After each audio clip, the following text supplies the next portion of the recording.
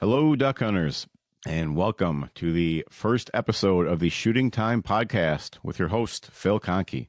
So before we get going on this first episode, I just want to take a few minutes here and kind of give you a little bit about what you can expect to hear on this series of podcasts. So no doubt, if you're listening to this, you are most likely interested in ducks or duck hunting at some level, and that's, of course, what the main focus of this podcast is going to be about. I myself, I've been duck hunting since I was 7 years old, which for those that are wondering, that was 34 years ago. And it's been a strong enough influence in my life that almost everything I do revolves around ducks or duck hunting at some point. So I was a guest, a few years ago on a podcast, and I kind of realized how enjoyable it really was just to sit down and chat about waterfowl and waterfowl hunting, with people that maybe have different experiences than I do. So this has been a project I've been meaning to get going for quite a while and finally pulled the trigger on it. So I'm hoping that everybody enjoys it. My guests are going to come from all aspects of the waterfowl world.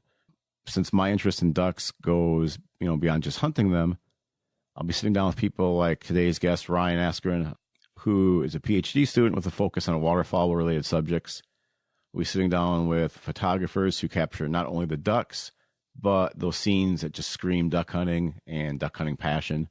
They're ones who fill the pages of magazines and our social media feeds constantly with great images. I'll be talking with guys that have hunted some of the most historic places in waterfowl history. We'll be chatting with dog trainers, duck and goose callers, and guys that just like to hunt and the guys that do it well. We're going to talk about duck boats, boat blinds, field blinds, permanent blinds, duck and goose calls, decoys, all those other things, the things aspect too, that really make a duck hunter as crazy as we are. And one thing I'm really excited about is as we get going on the season, we're going to have some, I guess you'd say, live from the blind type podcast. I think those will be really cool. We've got a few of those lined up already. So hopefully it's something that people enjoy listening to as well. We're going to focus for the most part on our hunting discussions on hunts that are readily accessible to the general public.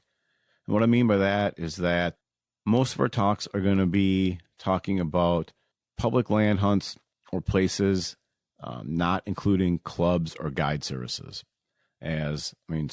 Personally, I do probably 90% of my waterfowl hunting on some sort of public land. So to me, that's very important. But I also don't want to rule out that we're going to talk with some guides. We might talk with some lodge owners, things like that, because that is, in reality, a very large facet of the waterfowl world itself.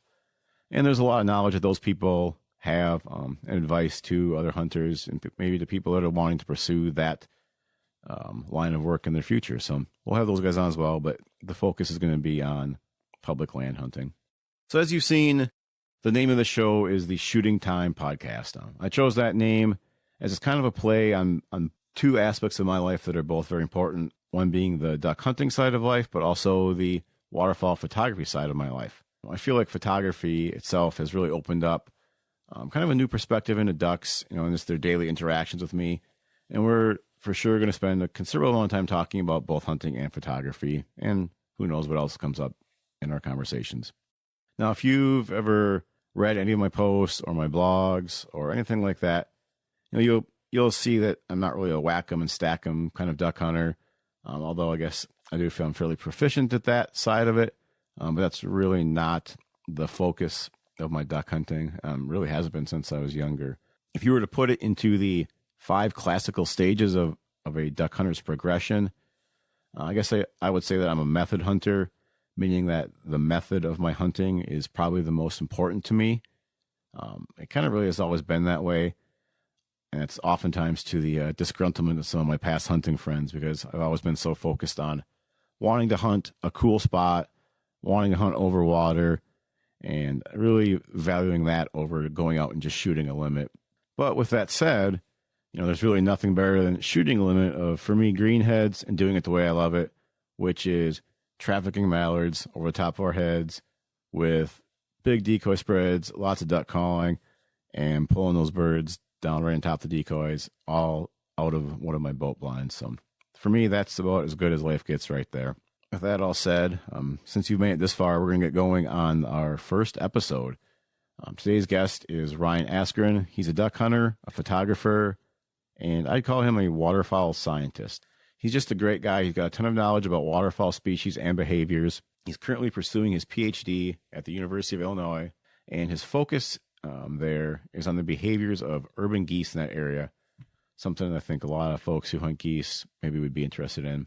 I guess you could say I met Ryan through his Instagram page. And, after I watched his page for a while, I kind of realized he seemed like a guy I really wanted to get to know and have a chat with someday. So we sent a lot of messages back and forth. And then once I got this rolling, I decided I wanted him to be the first, if not one of the first guests I had. So on this podcast, I was joined by my friend Bill Bartz. He's from Waseca, Minnesota, which is my hometown. We have shared a lot of really cool hunting experiences together. Bill's a great co-host. He has a lot of experience hunting all over the country. He's also an observer of waterfowl in the same sense that I am, that he's always wondering about their behavior and just their daily activities. So we had some really good conversations with Ryan about his hunting, his photos, and I think especially some really cool information about ducks and geese as well. So I hope you guys enjoy this one as much as we did, and let's take them.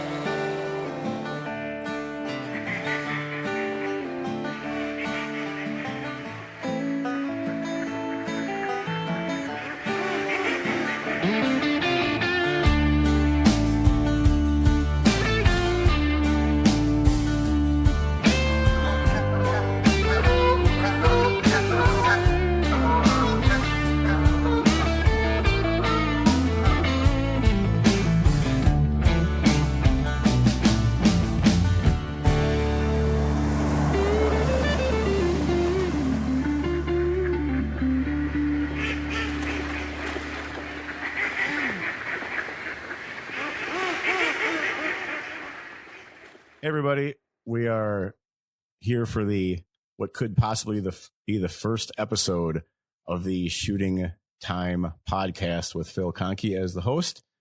We're not sure how release dates are going to roll out here, so this may or may not be the first one you're going to listen to, but we are sitting here in my basement with myself, Phil Conkey, a friend of mine, Mr. Bill Bartz. Yep. And we will have Ryan Askren on here in just a bit. So Ryan is a amazing waterfowl photographer, a duck hunter, and a wildlife ecologist. Soon to be. I guess he is already. I'm definitely those last two. Well, and I'm going to take a minute here, and Phil can just edit this out if he wants to, but you would call yourself an ecologist, not a biologist, right? Yes. In your opinion, can you just tell the difference? Yeah. So ecologist is much more focused on kind of how an animal organism more broadly interacts with its environment. So it's not just looking at that kind of individual species level. It's a lot broader than that. Okay. Yeah. That makes sense. Mm-hmm. Yeah. How about just for people who maybe don't get it, do you have anything specific difference that what a biologist would study in terms of duck related stuff versus what an ecologist would study? Ooh. Good question. So, I mean, most waterfowl guys are going to be more on the ecologist side. But for instance, physiology of a duck. So how a duck digests something would be straight organismal biology rather than ecology. Whereas temperature affects habitat use of ducks in the Mississippi Valley is definitely more of a applied ecology type focus.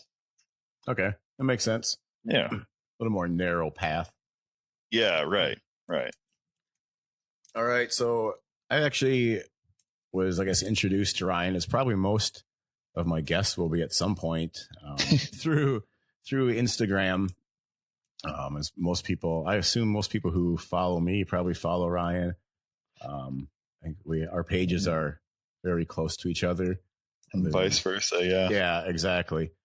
So if you don't follow him, at one really good place is if you're listening to this, and you just kind of want to see what we're talking about, check him out on Instagram at just Ryan Askren. That's ASKREN for some cool photos. And we'll probably talk about some of his photos as we get going. But I guess since this is more of just a waterfowl based podcast, and I think the thing that brings most any of us into the photography realm is waterfowl hunting.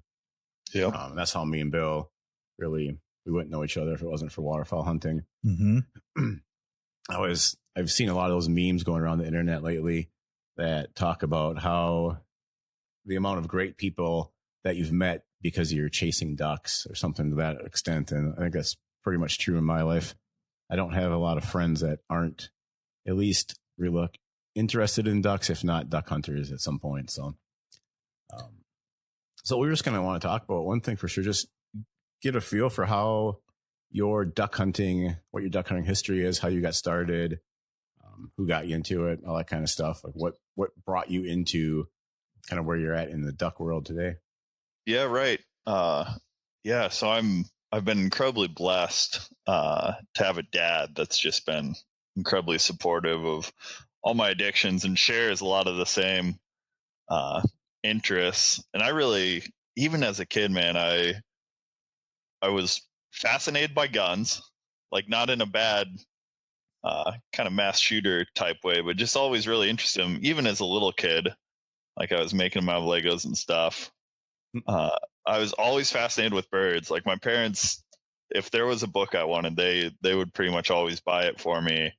And I had multiple bird, animal, kind of outdoor books, even at a really young age. And kind of got clear. My dad hadn't hunted since college, really. He had done some with his brother when he was in college. And I kind of got him back into it. I mean, kind of relit that fire. We started going together when I was, probably 11 or 12. So yeah, that's really where it started in Eastern Iowa. Cool. What was so that was probably what, 10, less than 15 years ago, probably? Not quite. Yeah. 16 years ago, 18 years ago. Okay. Oh, so you're older than I was thinking. Yeah. I'm getting up there now. Yeah, you got some skin in the game. Cool. So you started duck hunting when the population had kind of come back from some of the decreases of the late 80s, early 90s. Right. Yeah. And so it was definitely kind of an upswing, especially at a larger time scale. But Eastern Iowa can be pretty rough. It's, Iowa's got like 3% of its existing wetlands intact. So there's just not a whole lot of habitat, especially out east. Western Iowa can be pretty incredible. So it was a big deal if we shot a duck in a day. I went a lot of mornings without firing a shot. The highlight of pretty much every season was going out and killing our 2 wood ducks opening day in the early season. And that was what I ran on for a long time. And I mean, we'd go out the rest of the year, but it's usually pretty slow. Wood ducks as the driving factor. That's a lot of Minnesota hunters too, are the same. I would say. For sure. Yeah. A lot of people's first ducks were hen wood duck. Yeah. Hen wood ducks sure. coming in at about 50 miles an hour. Yeah, that was my first. Did you have a lot of pressure on this limited amount of areas to hunt? Oh yeah. There's definitely a pretty strong waterfowl hunting culture along Mississippi there, especially Lake Odessa was one of the big national wildlife refuges close by, and there were a lot of people that hunted that and elsewhere. Not quite as commercialized as I'm in Illinois now, and the Illinois River Valley is incredibly commercialized. Lots of private property and really very little kind of quality public land other than drawing for blinds. So we always had access. I mean, we could go out every day and have a shot, which is a little different than Illinois now. You at least got to hunt. Right.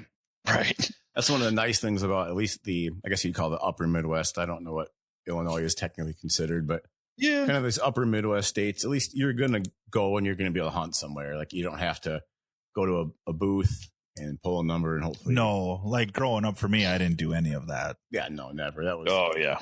Minnesota, it was super limited where there was one spot where that could be. South Dakota, of course, that's never an issue. Oh yeah. So we don't have to bother with that.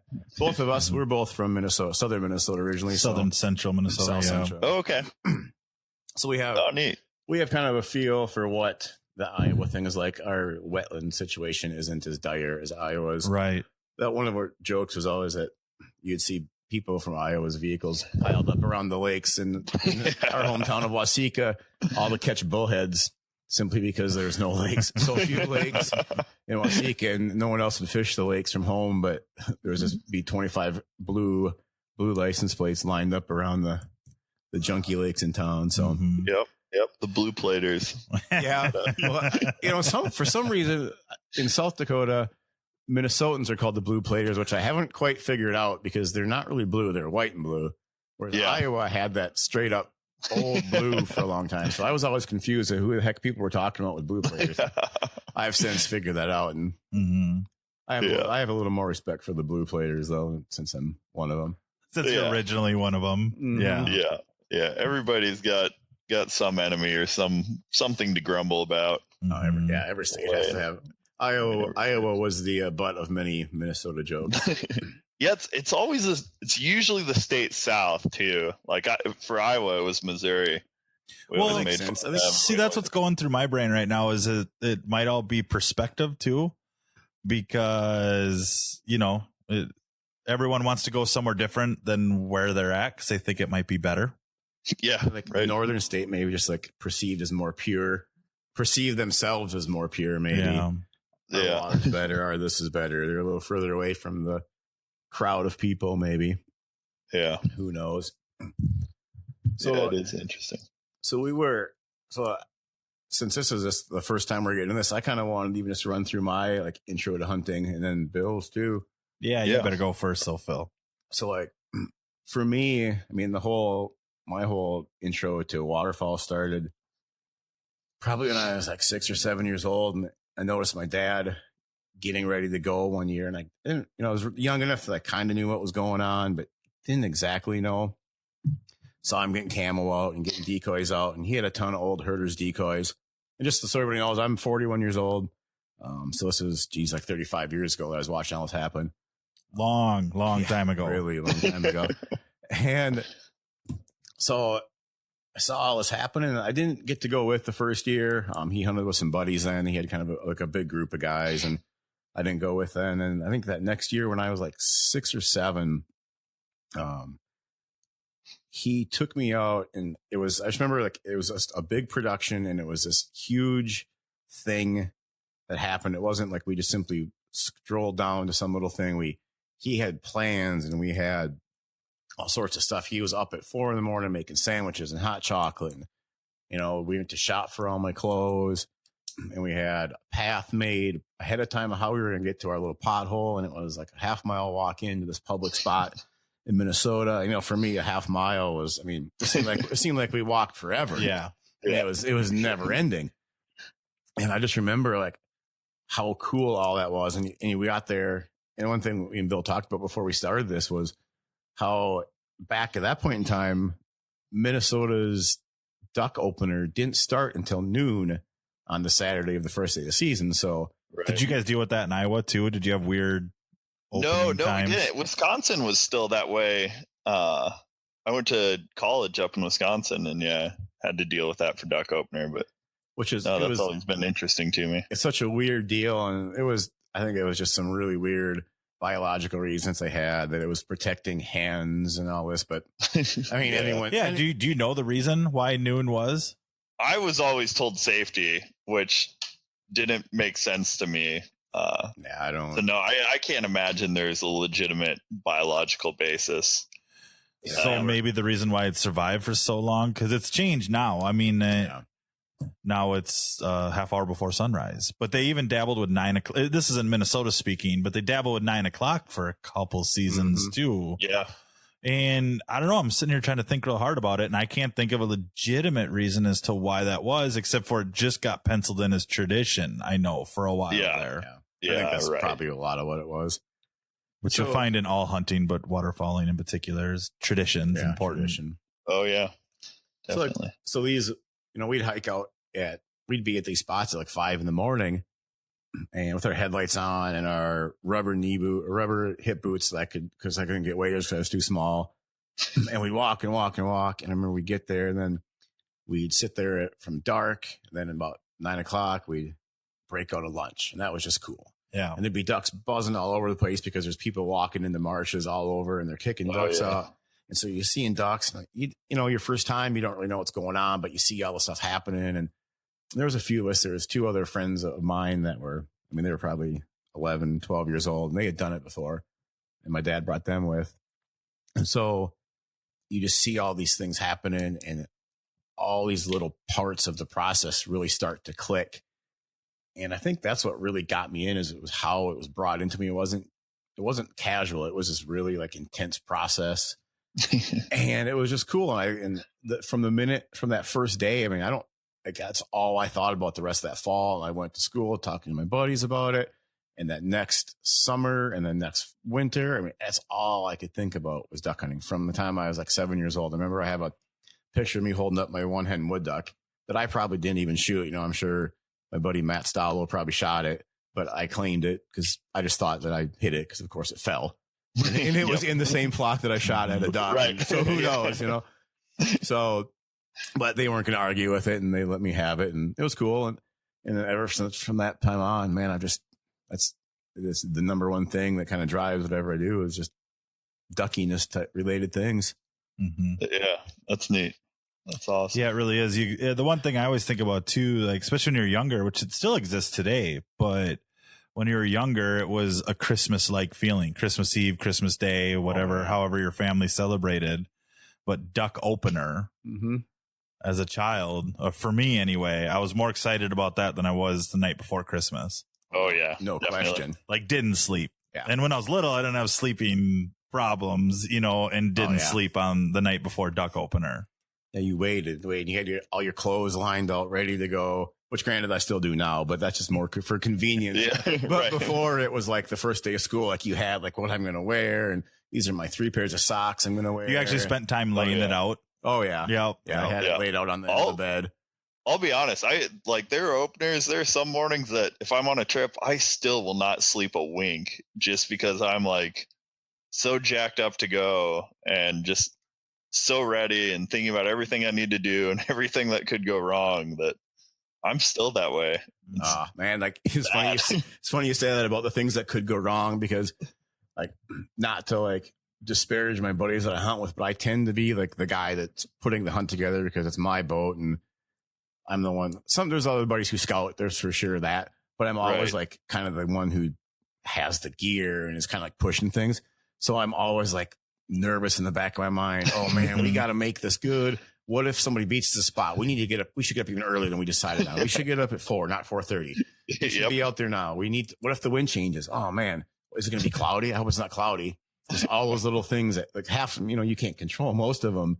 And yet you're still like, I'm laying in bed at 11 o'clock at night. This stuff is rolling through my head going, oh boy, I don't know. I'm going to freak out. I know it's going to be good, but man, maybe it's not. Who knows? Unless you're on your 3rd or 4th day of hunting in a row, then maybe not so much. But yeah, then you have a little more. Yeah, then I'm exhausted. Yeah, exhaustion. Fall asleep standing up. Yeah, like a hunting trip, like you come home from a hunting trip and you're more tired than you are before you leave. I always laugh. Like I don't think I've ever I take very few non-hunting related vacations. I finally have here in the last year or two.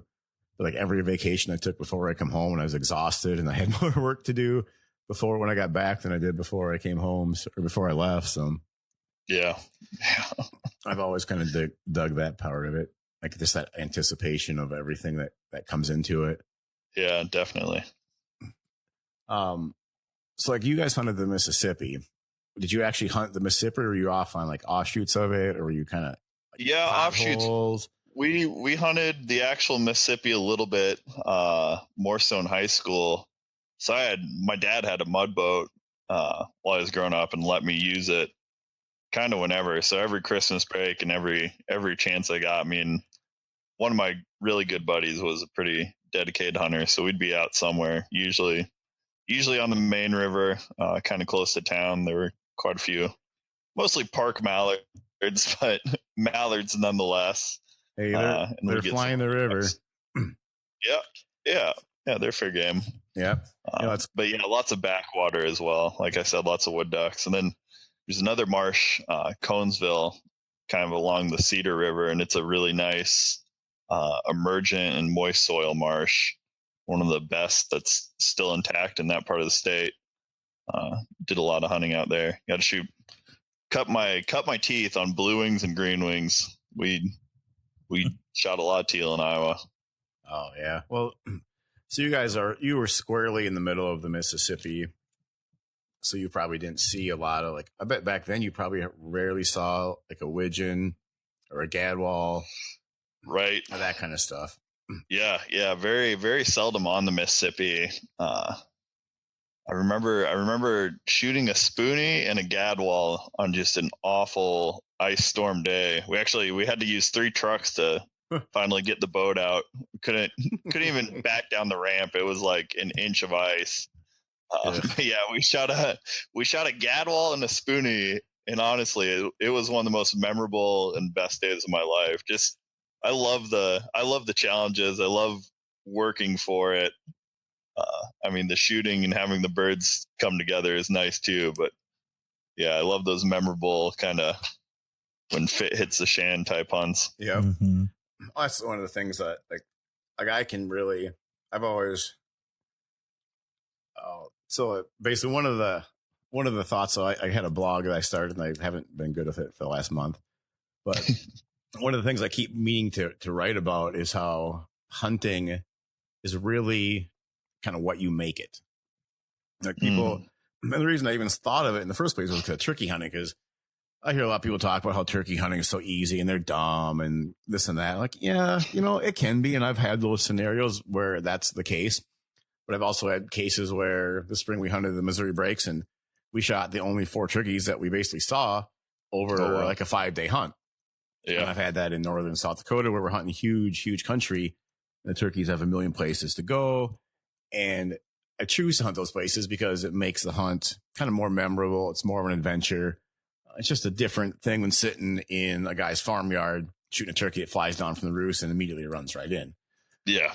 And duck hunting is the same thing. And people who followed me on Instagram or Facebook will know that I'm pretty much a water hunter only for ducks.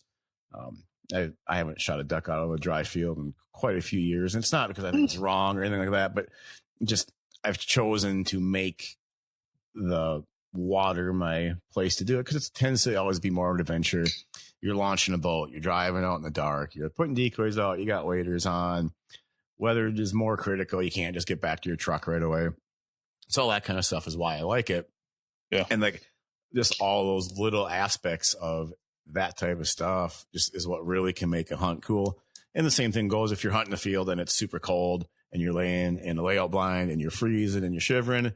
Like you don't tend to remember the days when it's 55 degrees out and you shot your mallards in an hour and a half.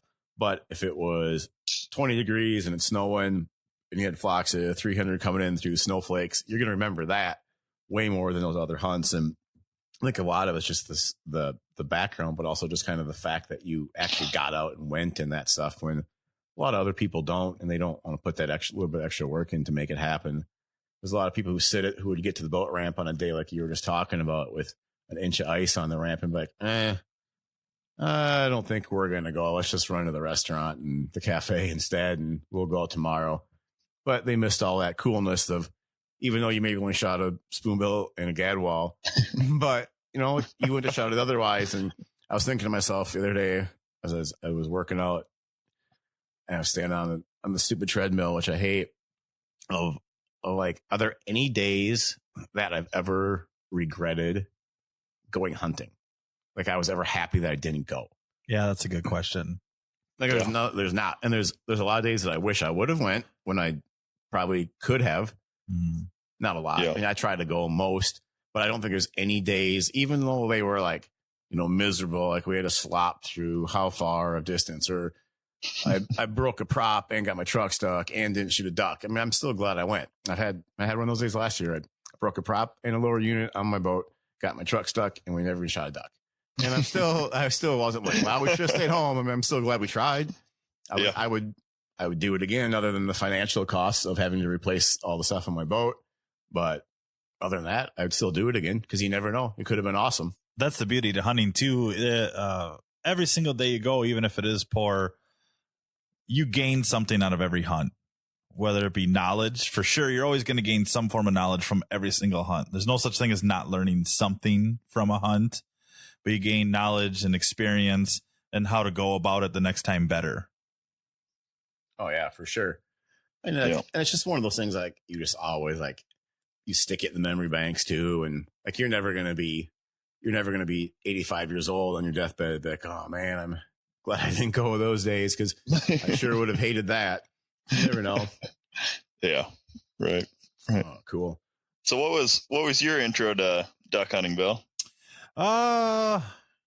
Again, it's the same as you guys. So it makes me wonder too, because I haven't asked this question a lot, but I would think most waterfowl hunters, or hunters in general, got the introduction from their dad, or moms or dads. But mine was definitely from my dad. I grew up with an older brother too. So that was also part of it. But like I said earlier, I grew up in southern Minnesota. We have no shortage of lakes, that's for sure. And in my backyard, I had a lake called Goose Lake. Oh yeah. Which as a kid, it's the lake that when you drive by it on the highway, if you came through the area and didn't know it, you would be like, oh my God, this is the ultimate duck marsh right here. Yeah. Yeah. It's a beautiful duck marsh. That's the results for sure. were usually not as good. The results were really poor. Yeah. And it was a dangerous lake. It's a lake that, and maybe, maybe we can talk more about this later, but it was a dangerous lake that you do not get out of your boat. But the depth was it probably got up to 4 or 5 feet deep, but it was a dangerous lake as far as it had no bottom. Oh yeah. And I don't know, and maybe you could answer this, if that's only in southern Minnesota that exists. No. Okay. Yeah, I didn't think so. Wisconsin's the same. I've even been some spots in Arkansas that are like that. Okay. It tends to be those places that have water that is more stable, I think. Like we rarely have that here in South Dakota. Okay. Because our water levels fluctuate so much that a place could have 4 feet of water in it one year and be bone dry 2 years later. So that stuff doesn't accumulate in the bottom, I think, is a lot of what it is. Okay. Yeah. But anyway, it was a lake like that. But it was right in our backyard. And my memories, I was thinking about this earlier, was it definitely had to be, we would make our own dock, basically. So it had a lot of cattails that went around this lake. Probably a bed of, how thick is the cattails from dry ground to the edge of the water? Well, the water's right away, but to the open water, be 100 yards of cattails going all around this lake. And we would go right out from our backyard, and my dad and my brother would always work on laying pallets down like a dock.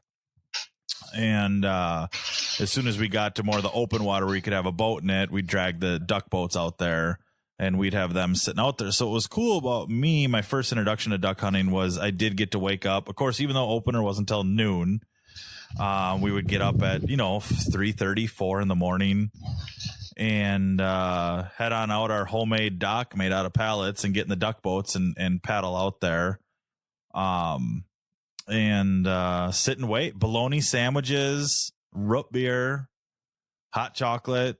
That was definitely like some of my first memories. And then I always had a BB gun along. So I don't know what my age was, but 7, 8, Dad started bringing me out in the duck boat and shoot decoys with the BB gun. Or I can even remember when a flock would come in and he'd stand up and shoot, I'd stand and shoot with him. And if he knocked one down or even 2 down, especially if he knocked 2 down, he would say, I got one of them, and back then I was convinced that I did get that duck. We do pictures and the whole bit with it too. Yeah. But my dad, for sure, 100%, brother, of course, hunted with him, my brother's friends. I was a little kid trying to tag along with my brother and his friends. I know they would try to beat me out to the boat so they could get out without me going along. But just like you guys, was hooked right away, hooked by water, birds. I always had a thing about birds. Even When I was little like that, my grandma and I would have the bird book out and try to identify birds, and of course then calls. You know, you were little. Yeah. Calls were a big deal. Noisemakers at that point in time. Yeah. And my dad had that when he'd pull that lanyard out of his bag with a Falks and a Big River on it. Oh yeah. And he even had I'm pretty sure it was an Olt. I don't know the model, but I call it a Kerhonk. Oh yeah. So he had the resonant cavity. Yeah. Goose call. For those who don't know, there are more than flutes and short reeds. There's also resonant cavity. Cavity goose calls. Well, when he pulled that out, I remember that too. That was a big moment. Like, oh, it's okay. Here we're about to start. It's getting close to noon. And he'd start blowing on the Falks, and like you, it was teal primarily. I mean, it'd be early. I'm trying to think back then when our season opened, like real early October. Yeah. And as long as we didn't get any frost, we were covered up with blue wings like crazy. And that lake was good for that. It's probably still good on opener today, but there was a lot of hunting pressure, and that was an interesting introduction into waterfowling as well. Was the competition aspect, which I liked a lot more as a kid too, actually. But being out there with other hunters, getting to the spot, that's where you learned and was instilled on you to get up that extra half hour early. But I definitely got started from my dad. That's where it began. That's where the obsession, or the sickness, some people even say, began. And that was in my backyard on Goose Lake in southern Minnesota. Neat. Very cool. So, all this hunting stuff is obviously kind of like where I myself got started in the photography thing. And it started, when I think I was like 12 or 13 years old. My dad bought I still have it sitting in the cabinet right next to me, actually, a Canon AE1. It was one of the first cameras to have auto exposure on it in a film. It was maybe the first, I don't know. Yeah. This is like ancient. And this thing was probably one of the first cameras, at least consumer available, to have auto exposure. It was still manual focus, or just a little film lens. And I had like the stock or factory, whatever you call it, kit lens. I guess it'd be like a 35 to 70 or something like that lens.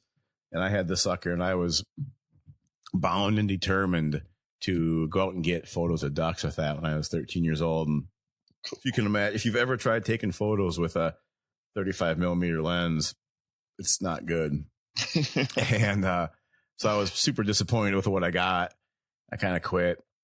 And then obviously, as digital cameras became available later on, I picked one up and slowly worked my way into it, and one day just kind of made the decision that I'm just going to be somewhat serious about it, and kind of went from there. So, as Ryan, your photography has been a pretty big thing for you the last few years. And how long have you been doing it, and kind of what got you into taking it more serious?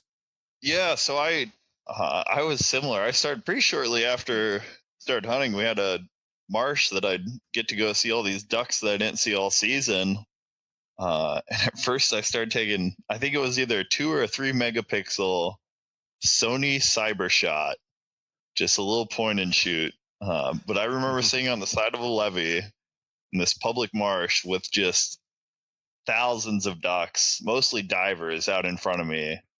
I still remember having a flock of 7 or 8 ringnecks swim up to me. And I took a picture, and the flash had come on, still super dark, not even, couldn't shoot in that kind of light now. And the flash came on, and it attracted them even more. So they got even closer. And that's really what hooked me into photography, was just being out in that marsh with all these red-breasted mergansers, redheads, canvasbacks, and bufflehead, and just stuff that we didn't see during regular duck season. And I was pretty lucky. My sister was a photojournalism major. So I was able to kind of inherit one of her Nikon DSLRs. Life-changing fairly early on. Much. What's that? Life-changing event, pretty much at that point. Yep, definitely. And it's really the same reason why I hunt. I just love to be in the marsh. I'm always in awe of watching birds, watching their behaviors, listening to them.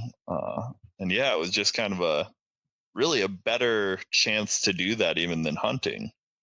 I think that's one of the coolest things that I've gotten out of it. And people who've ever read any of my posts have seen that, where I talk about how you just experience so many, so many different things in the spring or anytime when you're not actually shooting at ducks. As soon as you sit down with a gun, like no one lets ducks land and swim around for 15 minutes. Right. Watch more and more and more. You shoot them when they come in right before they land. Boom, boom, boom, you shoot, they're gone. And then you don't see any of that other stuff that they do. Whereas when you're sitting there trying to hide and you are having all these birds around, it's just, you kind of take a little bit different look at how they are. Like you almost notice behaviors on an individual level, not just a duck level, but like this specific duck does this and sounds that you would never hear and just little things that you don't ever see. So I think that's one of the coolest like byproducts of it. And that wasn't necessarily why I started it, but it's one of the things I've noticed about it. So I've always just really kind of appreciated that fact of that aspect of it. Yeah. What, yeah, that's cool. So you started with Nikon and you're still shooting Nikon, right? I am. Yep. What do you have now? Right now I'm shooting a D500. I've got a D810 too, full frame, that I try to use for other stuff, but D500 is just a workhorse wildlife body. And then I've got a big 600 millimeter Nikon, one of the older ones, but. Oh, you do have a 600. Okay. Yeah, I do. I've had it. Oh gosh. I think I got in 2013, maybe. Oh, wow. Yeah, so I've had it for a while, and I've thought about upgrading, but still struggling to your kidneys, your truck. Yeah, right. Yeah, still trying to rationalize finance your house expenditure. Yeah, that 600 Nikon is like, isn't it like 13 or 14,000? Yeah, I don't even know. They're insane now. It's a lot. Yeah, I'm sitting here with a lonely 400 millimeter and trying to make that work. Hey, that's an awesome lens. It is. I like especially it. For me. I had a 200 to 400, and there are a lot of days that I wish I had never sold it. Just the portability is the reason I stick with that. I can get into places that I maybe wouldn't otherwise, and just I can handhold too, which I know a lot of guys that do this probably maybe more professionally than me would knock it, but I like the results, and I love just the opportunities to have some different angles and get different shots that maybe I wouldn't have got on a tripod. So yeah, but yeah, and that's I think a lot of non-photographers, people that just hunt, don't realize how much photography is just like hunting. I mean, talking about hand holding, yeah, way harder. Exactly, way harder. Shooting. Why is it? In what way is it harder? As me being, I appreciate waterfowl photography, right? I love it. It's cool. I don't do it at all. So there's a couple. The first thing I would say, because I'm going to speak for I'm thinking a lot of people that'd be listening. You have no hunting pressure. Yeah, you're out there in the spring. There's ducks everywhere. There's ducks everywhere. Now, and I'm not trying to argue. I'm playing devil's advocate because I have been out there in the spring a little bit before, but I've gotten that. I've heard that it's got to be easier, and there's so many ducks. And boy, if I could hunt in the spring, this would be awesome. Yep. That's actually the first thing I was going to note was that a little bit of a disclaimer that of course there's nobody shooting at them. So there's more birds. But their behavior is different too in the spring versus the fall. They aren't, especially mallards, pintails, and those kind of ducks aren't, from what I've gathered, they're not as social. I mean, they're interested in chasing hens, and they're not as flock oriented. Like you're going to not decoy a flock of mallards or a flock of pintails from March 1st through October or whatever. Right. Whenever there's a point in time there where obviously it changes, but the springtime, you're not going to decoy a flock of mallards or pintails. Divers are the exception. They do still really locate. They stay in their groups. They hone in on flocks for sure. But I still think it's based probably more on reproduction drive than like a grouping drive. Yeah. But the difference for me, and I'm sure Ryan has seen this, is the the closeness, like the proximity that you have to be to a duck to get these photos. I mean, on my stuff, like most photos that anyone sees, unless it's obviously a far photo, like a big flock of courtship mallards or pintails or something like that. Those birds are probably within 30 yards. And then I still crop from that point a little bit to get the photo looking how I want. And to get that duck down, like if you just take a duck of a photo and if it's at 30 yards out and say 20 yards up, like the photo is not worthless, but it's just a duck in the blue sky. So you need it to really get down on that horizon, and to get them down there, like you'd be shocked at how seldom when you're hunting, I think that actually happens. Mm-hmm. There's places where it happens, but like to get them down in that close and to be hidden well enough is tough. But then you have to be hidden well enough and yet have your camera lens not covered up in junk, cattails or fragmites or whatever it might be, so that you can shoot, but yet you're hidden. And then you need to have the lighting right. And Ryan can talk. I'm sure there's some other things that you know, but and then even if you do all that right, getting the focus right and getting that AF point on that fast moving of a duck is just you have a duck coming at you at 30 to 50 miles an hour at under 50 yards. That like the relationship to you from the duck to that camera is changing so rapidly that the camera is working so fast. You're pushing. I mean, people like cameras are tested on guys like say a Canon 1DX2.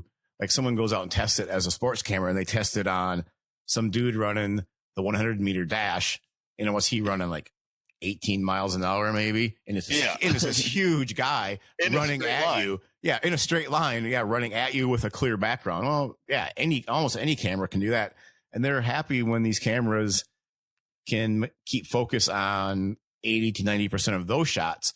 Well, now you take a 3-pound duck and you stick some cattails behind it, and you stick some clouds behind it, and it's bobbing and weaving, and you're trying to keep it in focus. And that's a whole nother, like the physical, like the actual, like technical aspect of it. There's just a ton of it that's different, but it's something about it that's just, it still kind of has like, to me, it gives that same benefit.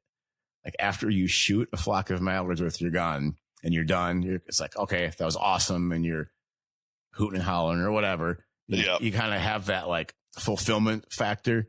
I get the same thing after every time that I know a flock of ducks comes in or a single comes in, and I wrap off 20 shots at it and I know it's in focus. I can have that like 20 to 50 times a day or 100 times a day, depending on how good it is. Yep. So it's like not never ending, but it's way more times. And it's still that same general thing, I think. I'm sure, I assume you get that too. Yeah. Oh yeah, absolutely. I get, it's very much a even adrenaline rush. Like just that relative feeling whenever you know you nailed it. Oh yeah. Like I get as excited if I see like a flock of canvasbacks cruising by at 75 yards. And I'm like, oh, please turn, please turn, please turn, please turn, please turn. You know, you don't really have much that you can do to get them to turn. You're not going to call at them, but you kind of still have that like anxiety, like, God, just get over, please.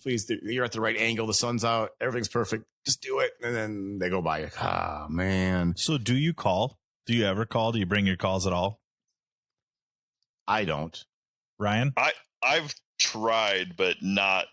I haven't stuck with it. I've tried. You tried because you saw no success to it, no turning, nothing like that. No. Yeah, mallards and pintails. There's a little bit of them that will. There are some tricks that you can kind of do. Some of the divers will respond, especially to like some of the breeding sounds, but like you can't really like recreate them with. How are you on your breeding diver calls, Phil? Not as well. I haven't heard that yet. I've got a mallard called on a little bit better. So, what about with geese for you guys in the spring? Well, you know, so my take on this is this kind of goes back. Actually, I think Bill, you were involved in this a long time ago, probably like 15 years ago. Does this have to do with when we first learned what short reeds were? Nope. Okay. This has to deal. Well, no, this has to deal with it may have been another friend of ours, Mike Bartell, but I think Bill was in on it. There's a Tim Fisher had a field west of Waseca, I'm sorry. And we went out there in like late February or March. Yeah, I remember now. I know what you're talking about. Muddy, super muddy. It's February. I remember it's February. And it was black. Because you wanted photos. That was you could call it in your pioneer days of photography. Like pre-pioneer, like this was before I had a clue what I was doing. Yeah, but I just wanted to attempt this. And so we went out into this plowed field, black dirt field, took our final approach eliminators out. Geez, I wonder why this didn't work. Yeah, there was many reasons this didn't work, and we had, there was probably a few hundred geese in the field, and we thought it was going to be awesome. We thought it was going to, I do remember that. We thought it was going to be lights out. Oh, yeah. Like, because no one was hunting. Man, I thought I was coming home with like the Ducks Unlimited cover that day. I thought it was going to be awesome. I remember that. And we went out, and we didn't blend in well, but we couldn't turn a goose to save our lives. And there Calls was did nothing. There was like 3 or 4 of us, and we were all like pretty decent goose callers. We could not turn a goose to save our lives. Like, didn't even get them to like go your direction a little bit or anything. Nothing. We didn't exist. We might as well. Wow. Yeah, it was terrible. So ever since then, and I did try like the first few years that I kind of really got back in to doing this, the photography side more serious. As we tried it, I tried it by myself, and just it was worthless. I mean, they do not respond is my take on it. Yeah, they'll come into a decoy, but a little bit. They'll kind of locate somewhat to a decoy, but for the most part, no. Ryan, do you have anything to say about that on your end with your education and that? Why by February, let's say in Waseca, we had nothing happen. Anywhere. I'm assuming it's anywhere. Yeah. I think Phil's got it spot on. I think it has more to do with kind of the annual cycle. Their hormones are starting to pump. They're thinking about nesting, and really the males are focused on the females, and the females are focused on getting the resources that they need. So yeah, they don't really care for any social interaction or conflict. So they're generally more than happy to just be on their own. I've a little bit of this I know. So our duck season up here typically ends, in the areas that I hunt, typically ends around Christmas. We are open a little bit later, but I've hunted in several southern states south of us where the season stays open till the end of January. And it just seems as the later and later you get into January, the less and less responsive that they get to a duck call.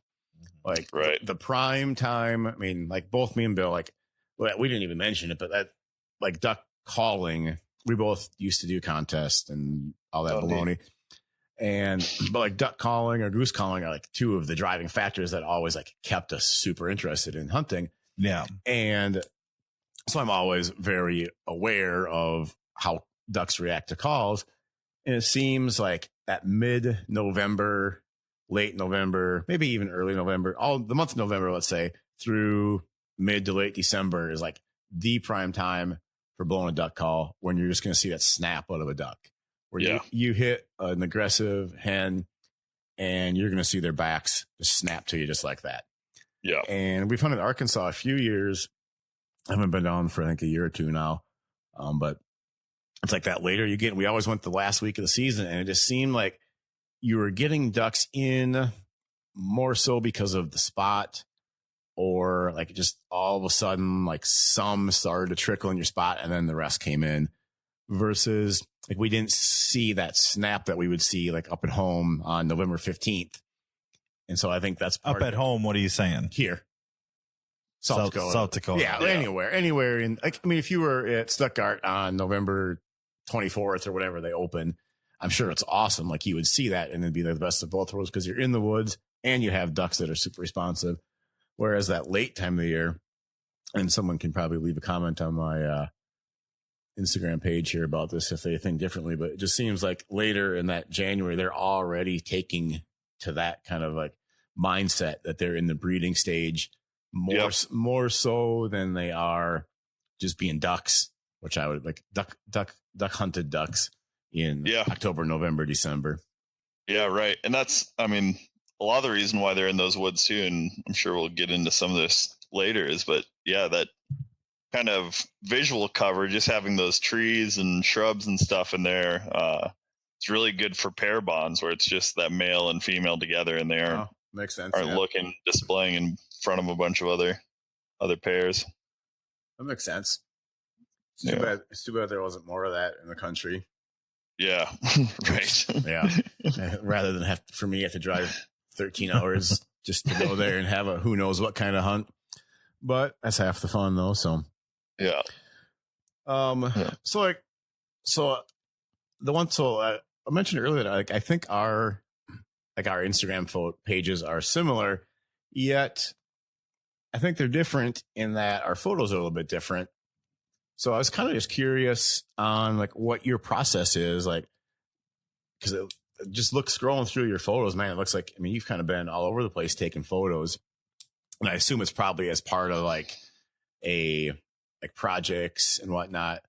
But it's kind of wondering like where you've been, how you set up for them, and just kind of what you do in general. Yeah, right. So kind of around the same time I was getting serious about photography, I was in high school, had been taking a bunch of business classes, was sure that's what I was going to go to college for. And for some reason, I just got this whim to start looking for outdoor jobs in waterfowl, and applied. It was just a volunteership, but it was up in Nunavut, up in the Arctic, working at a snow goose colony. That's where all the snow geese are banded. Yep. Yep. Ray Alasoskas, I'm sure. If you guys have shot a snow goose band, probably come from him, his permit. Can you explain a little bit exactly where this is? So yeah, it's in the Queen Maud Gulf. I think it's bird sanctuary. So it's land that Canada set aside just mostly for waterfowl and nesting Arctic breeding birds. But it was about 40 miles south of the Arctic Ocean, Arctic Sea. So you're way up in Alaska. Oh yeah. And this was a volunteer thing you did?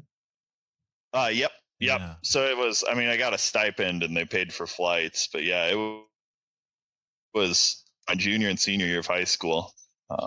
And really it was my hunting experience. I'd done a lot of boating, done a lot of outdoor stuff. And that was the only reason I even got it. It was even fairly competitive, I guess, as a volunteer position. I suppose it probably helps lead to other stuff down the road. Oh yeah. And that's, unfortunately, especially for younger folks in wildlife, it's kind of a lot of it. There are tons of people out there that just want to work with animals, and haven't figured out how tough it really is yet. So there are a lot of people willing to take jobs that don't pay very much or don't pay at all. It's kind of like the outdoor photography world. Yeah, exactly. Yeah. So what helped you get up there was you're saying like, so if anyone's younger and listening, was your experience in the outdoors? Yeah. Oh yeah. Going out at night, trekking along, tying knots, starting motors, all that kind of stuff. Yep. Exactly. And just, demonstrate that helped you get up there. Yep. I'll say that boat motor knowledge has come in handy in my life several times. Oh, yeah. Yeah, it's important. It really is important. Yeah. I still need some more, but I'm mechanically challenged.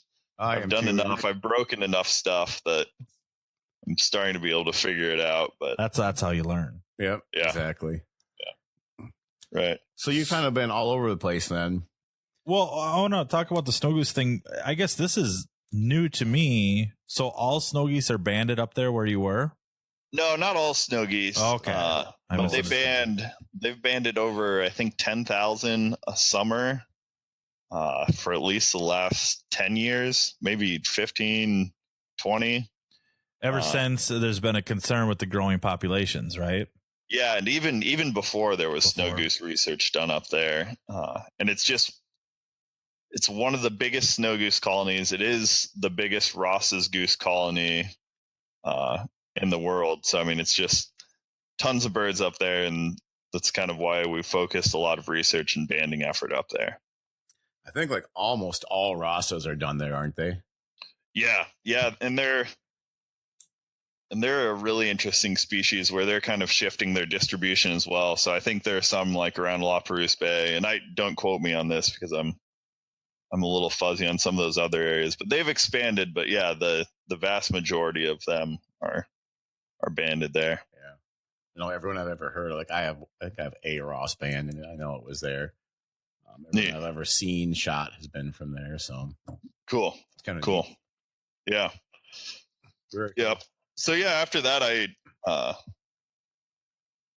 Ray, also some of the other folks that worked up there, really well known, do a lot of great work, and that kind of connected me with other people. I was able to get another position up in Alaska working with emperor geese the next summer, and pretty much did that kind of stuff all through college. So I know that you have like some photos of emperor geese. I assume that's when you got them. Yep. While I was working up there. Very cool. Yeah, with the USGS. So they aren't technically mine. Oh, really? Right. You're just borrowing them. Federal government, yeah. Just can't sell. Yeah, lovely. I'm sure they're coming after you. Nah. The man is coming after you. No, but lots of great folks up there. Just, chances to see spectacled eider, emperor geese, all these other shorebirds that people elsewhere never see. That spectacled eider is actually a photo I pointed out to Bill here before we started. We were scrolling through your Instagram feed. Oh yeah. And like he's been to all these cool places to shoot photos that not very many people get to go to. Yeah. And that was one of them. Like, man, that's a cool. Like, I suspect they probably barely even make it down to the lower 48. No. Yeah. Very rarely. Yeah. It'd be like a 1 in a million chance to probably even see one. Yeah. They're really neat birds. Yeah. I've been really fortunate to go to some cool places and see some really cool birds and photograph some really cool birds, just thanks to kind of the career path I chose. So if you're like, so let's just say like you're going to go out and do you do a lot of photography just close to your home now? And we can chat some more about this. I've struggled the last few years. So I did a fair bit when I was up in Wisconsin, because, well, quite frankly, I had a lot of time. And then I went and did my master's down in Arkansas, the University of Arkansas, Monticello. And man, just being in grad school is really hectic. Down there, it's tough because, the birds show up right before season. They get hunted hard all season, and everybody pulls water off of all their fields and everywhere. So they're just, and I didn't, again, pursue it as hard as I probably should have, but other than driving around getting shots off gravel roads, it was pretty tough. Yeah. I wish I had spent some more time. I wish I had more photos from Arkansas. And now I'm up in Illinois, which you think would be way worse, but the Illinois River Valley is incredible in the spring. I bet it's kind of like, especially probably a major snow goose path. Yeah, it's getting to be that way. There are definitely a lot more coming through. Working on my PhD now, and I taught a waterfowl ecology class last spring. It's a lot of time that I did spend over there was with a bunch of students, walking them around wetlands.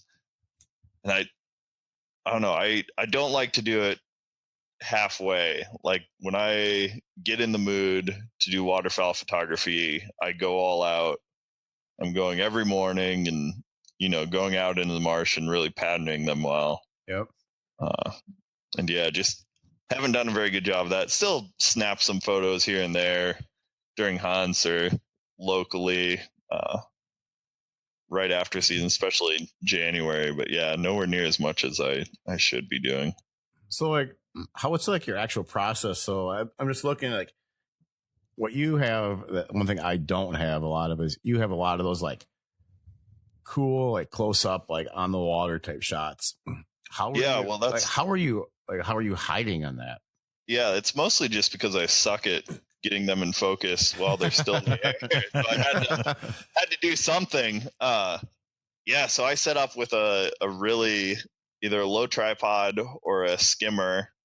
I don't know if you've seen those ground pod.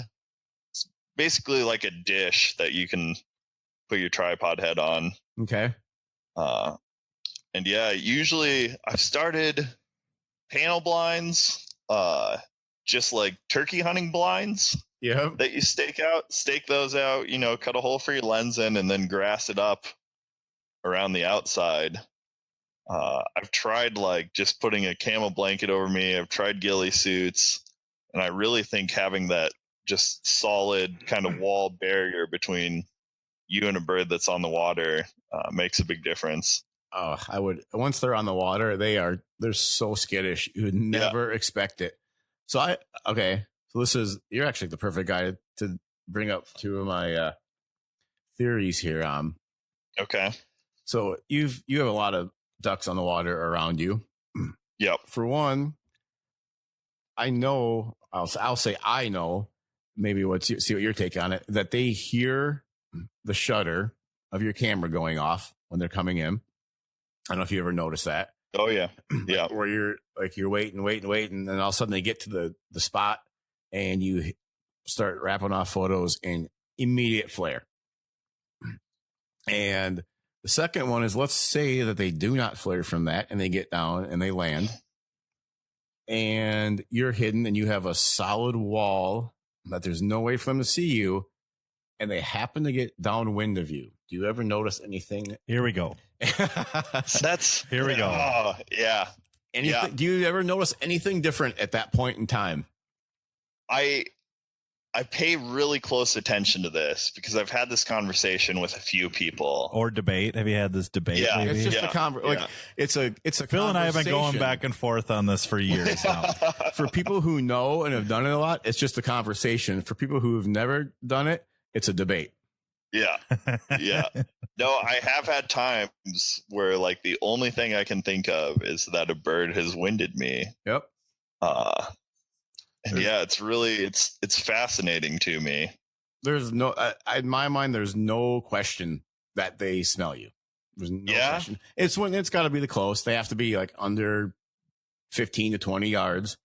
Yeah. So what would you compare their smelling to? Like another, to us, stronger than us, better than us, but nowhere near like a duck or a deer. Ryan, do you want to give a professional answer to this? Do you have one? They're really, and Phil's asked me some questions about like eyesight and stuff, and there's a lot that, I mean, nobody knows, and there's a lot I don't know. So there could be something out there that I'm just not familiar with, but I don't think anybody has looked from a kind of empirical research standpoint at the smell capabilities of ducks. I have like literally Googled this for like since the internet was out.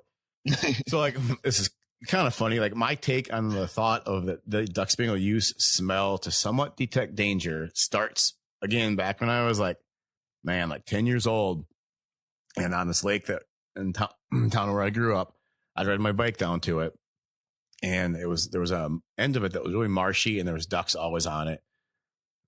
Almost all year.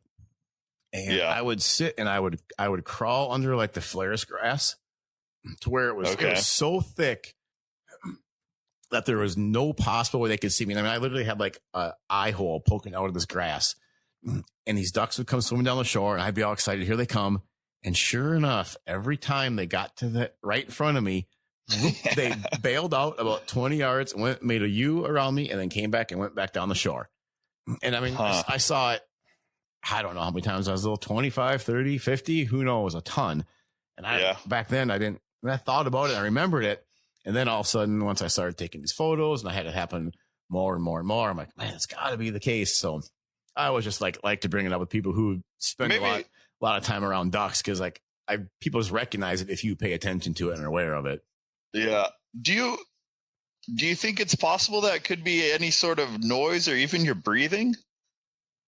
Think about how that they could have an enhanced sense of. Yeah, think about how sensitive their hearing's got to be if they can hear a duck quacking while they're flying it. That's 50 miles an hour. Yeah, but it's always on like a windy day though, and like there's so much noise, like cattails and just water and the wind going over their head, and I don't know. Let's talk about how to set up a little experiment, and I can Yeah, put you on the marsh next spring. And yeah, there we go. I think it'd be fun. That would be a really good idea. I did one time find, and I wish I would have marked it. And who knows? It was probably like 10 computers ago or something, where someone had done like some like corn, like an experiment with corn, and they had it in like a closed chamber where they couldn't see, but they could smell it, and they would always go to the one with the corn in it and not the one without. They would they would relocate it to different ones, and they would find it. So I mean, they clearly can smell, and that right. And so it's just like how much they use it, and I think they use it somewhat. I mean, I've never had. Did you buy in those Max Prairie Wings catalogs? Did you ever buy the scent packs that you break open in your decoy spread? No, you talk about that. I mean, so like where we hunted growing up, geese could fly. Where they start flying? Probably mid-August. I think it depends on the year, but yeah, I'd say typically mid-August. So right around mid-August, conveniently, is when sweet corn fields started coming out, and that's like early season goose gold for anyone who doesn't have sweet corn fields. It's amazing. And even for that matter, peas too, depending on when the peas came out. Yeah, peas are out early, but sweet corn would be fresh that time, and these geese would live in town. And sure enough, these dang geese would all of a sudden, like, they would never fly, say, a certain direction, and a sweet corn field would come out, get picked 2 miles from town, and within like 2 days, they were on it. Yeah, I do agree. Their patterns would adjust pretty quickly. Interesting. And that smell is pretty strong. I mean, that silage is left over, and just that cut corn, it's strong. Yeah. So I don't know. Right. I found one article, and it's from Mike Eicholtz from Southern Illinois University. He's on my committee. Probably should have read this before, but experimental evidence that nesting ducks use mammalian urine to assess predator abundance. Huh. So it looks like they kind of treated some test plots up in the prairies. I don't see where yet, but with fox urine, and it definitely had a signal that the ducks were not nesting in as abundance, as densely as the untreated plots. That's cool. Yeah. So I need you to send me that link so I have a little evidence. Phil and I, it was a number of years ago, we really would debate this to the point that, well, your opinion hasn't changed. It's remained the same. And you've even come up with more instances where your opinion is probably correct. And I was so stubborn to the point where I was absolutely not, that they could smell. I just assumed, it'd be like a turkey, because a turkey does not wind you, correct? No. Right. And then I come from a non-photography standpoint, just a hunting standpoint. And how do we set up with the wind at our back going right to them? So at the very least, I will say that they don't have a strong sense of smell. I think that's you're not gonna like have to worry about putting scent blocker jackets on to go duck hunting him. Right. I'm not gonna say that, but as time has gone on, I do believe your concept that they do have some form of sense of smell, and yeah, for sure. That's funny. All right, so I'm just glad to have someone kind of reading. If you would have disagreed, I would have just cut this whole part out of the thing. Then, we should go back. You could have just edited me out. Yeah, that part would have all been gone. We should go back to your typical setup in photography, Phil. I'm curious to know about that. Yeah, me too. Oh, okay. So here's one more thing. Yeah. I don't use decoys when I'm set up for like close-up shots. Yeah, that's smart. Because decoys, because you get in, you're in the photo. Yeah. I'm a little bit torn on it. When I started it, I really liked having the decoys in there to kind of give it that look. Yeah. But as I'm moving along, I find I wish I didn't have them there in as much. I love it on the flight shots. I like having them in there sometimes, especially to kind of just give that feeling of a hunting aspect. I mean, I don't ever try to hide the fact that most of my duck photos come from the spring. But yeah, I do still like to give that appearance that it's hunting, and those are the shots that I like to see. So I assume other people like that, and so that's kind of why I do it. And having decoys kind of gives you that ability because it locates them, pinpoints them to you more so than not. So like my typical man, if I was going to go out and start taking duck photos, it involves a lot of driving. I probably spend more time driving and looking for the spot than I do actually taking photos. Just there's so many things you have to take into account. Like, you have to kind of be looking ahead at weather and seeing what way the wind's going to be, hopefully southerly. And then you need a background that's decent for a spot. Why southerly? Good question. Just like in duck hunting, some people don't like south, but myself, I love a south wind because especially for photography, it lights that duck up, puts the sun at your back, so you're not shooting into it. Kind of a photography 101. I mean, there's instances where shooting into the sun is cool, but typically wildlife photography is not that scenario because you're going to get no detail on your subject. You don't get that like spotlight effect on a duck. So I spend a ton of time driving. I'm looking for cool marshes, cool setups, and then large quantities of ducks. In the spring here, I'm lucky enough to be picky that if a place doesn't have 500 ducks on it minimum, I'm probably not going to be there the next morning. But you are lucky. Oh yeah. I mean, like I've gone in places where I've kicked 5,000 to 10,000 ducks out of a spot in the morning, and it just goes from there, Yeah. So that part is a super important part of it, like all that the pre-planning part of it. But then once I'm actually on a spot, I'll drag my sled out, take my canoe, whatever. I've got about, depending on where I am and what kind of ducks are around, I'll take about 2 to, there's even days I had like 4 dozen decoys out this year, which is a lot for me in the spring. Usually it was about 2 to 3 dozen, but I had maybe 4, maybe even more, dozen out a couple times. And I almost always am just putting out only diver decoys. I did try some mallard decoys again this spring, just for the heck of it, and it was my idea was reconfirmed of them not working. So basically, diver decoys, because the divers are going to come to them, and you will occasionally get mallards just to come into them randomly, almost like a confidence thing. Yeah, they're just more there. Than they're just there, and it gives them a spot to land. So I like to kind of match up my decoys to the ducks that are on there, especially if it's divers, because they do really locate to their species more. I found like a bluebill will come into ringbill decoys. Well, I should say, let's put it the other way. A ringbill will come into bluebill decoys, but a ringbill will also have a higher likelihood of landing and coming in closer and landing with the ringbill decoys in your spread than if you only had bluebills. And the same goes for goldeneye. Same goes for redheads. And that's in the fall too. Yeah, I would say, with hunt divers in the fall, I mean, you actually want the different species. I mean, even to the point where I've seen it, like the G&H decoys I hunt with divers, and the canvasbacks will go to the canvasback. They'll see the red. Yeah. Because there's no difference in the mold. Or the head shape. Oh, yeah. And the head shapes, I guess, yeah. So there is a difference in the mold, a little difference in the head shape. But they'll go to the canvasbacks if I have them on that side of the spread. Yeah. And the bluebills. Yeah, it's true. Teal are the same way. And then in like a field spread, it's the same. I mean, everybody says you can kill field mallards over just Bigfoots, and you can, and a spinner. But you do actually see a little bit better finishing with some mallards mixed in.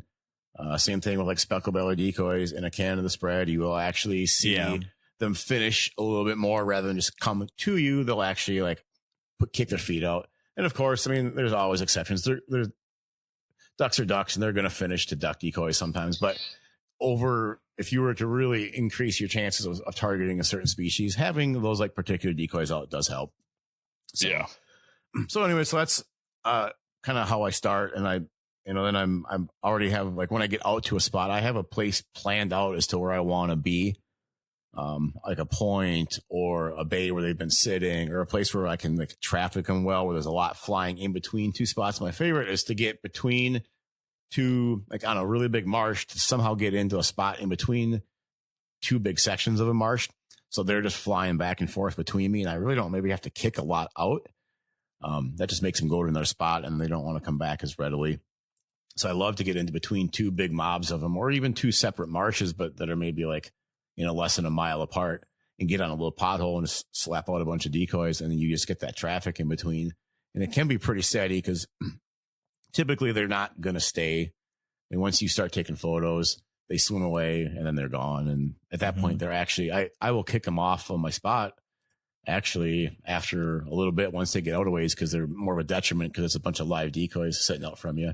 Yeah. So I get them out of there. I'll stand up every 15, 20 minutes and just make those ones go away and let them sit back where they were before. Oh, okay. Rather than have them sit, at 200 yards out and just bring in every other duck under the sun because. This sounds a lot like hunting situations. Oh yeah, anybody knows.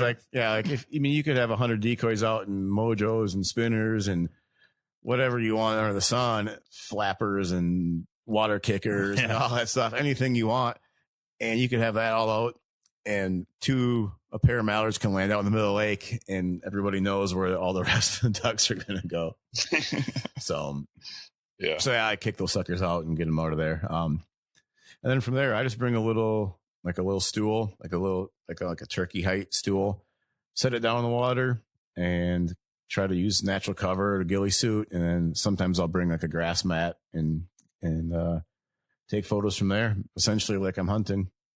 Nice. So nothing really complicated. Just a lot of it's more work than I expected it to be. I thought I could just buy a big lens and a fancy camera and sit on my truck on the side of the road and get cool photos, but that did not yield the photos that I wanted. So I told myself, you know what, I need to maybe feel goofy and sit out there with decoys. And man, like the first few times that I did it, I was just so self-conscious of people driving by. I was just going to say, did it feel strange almost? It felt really weird.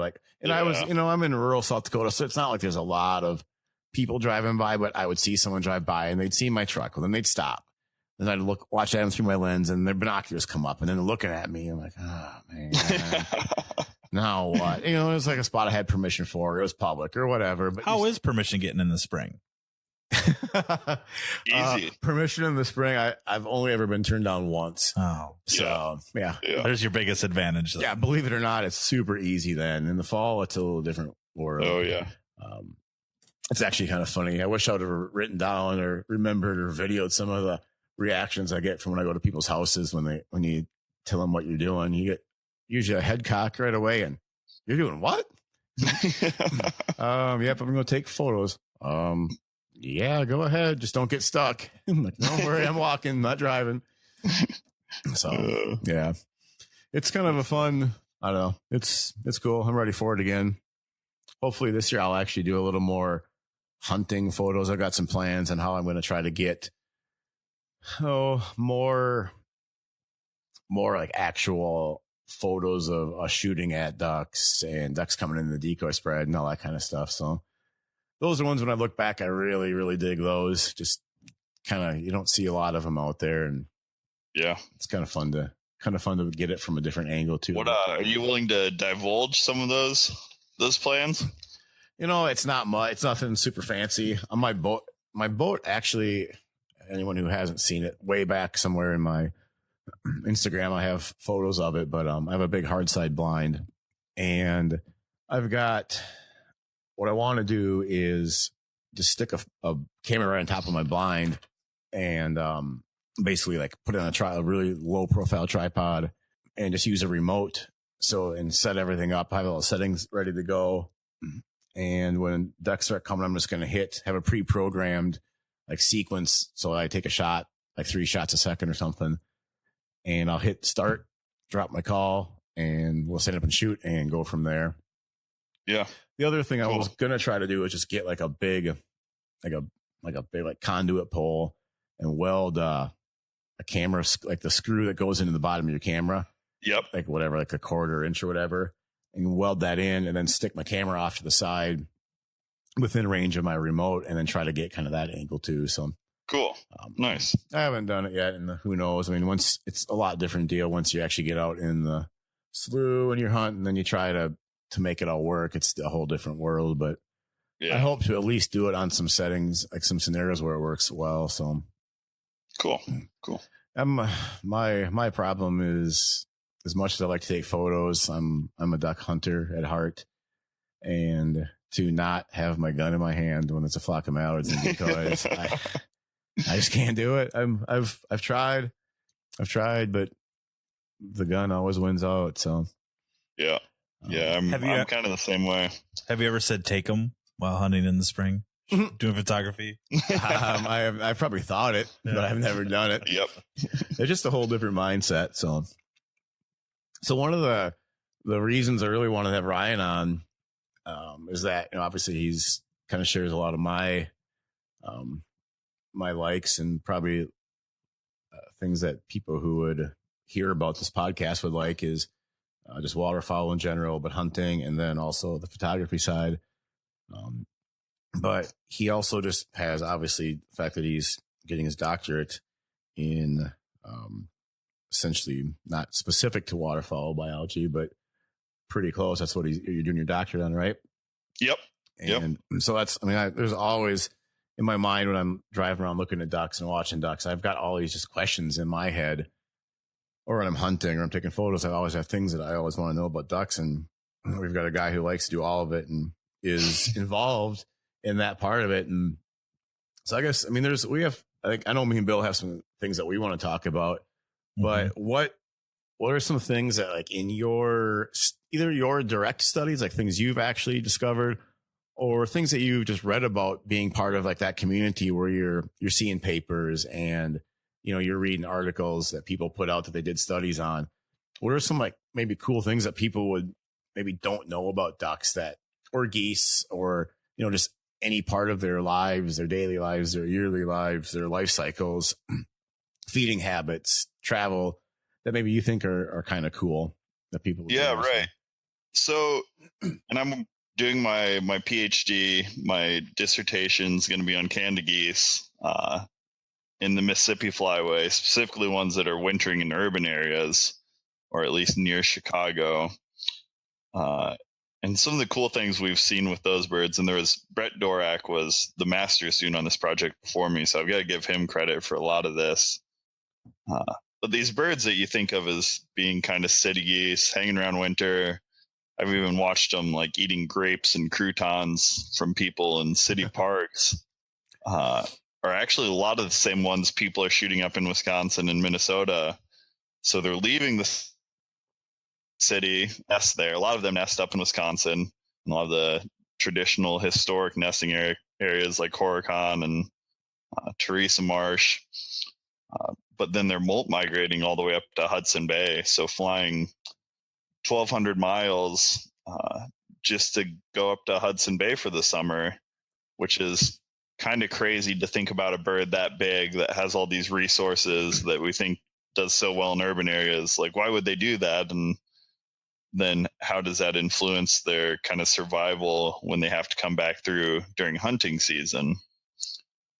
So that's one of my big foci right now on what some of my dissertation is going to be kind of focused around. That's like super. I know to both me and Bill, that's probably one of the coolest things. Like, as soon as you said the word molt migration, when we were talking the other day, that like just a light bulb went off my head, because it's one of our favorite ways to hunt geese is when they are the return for their molt migration.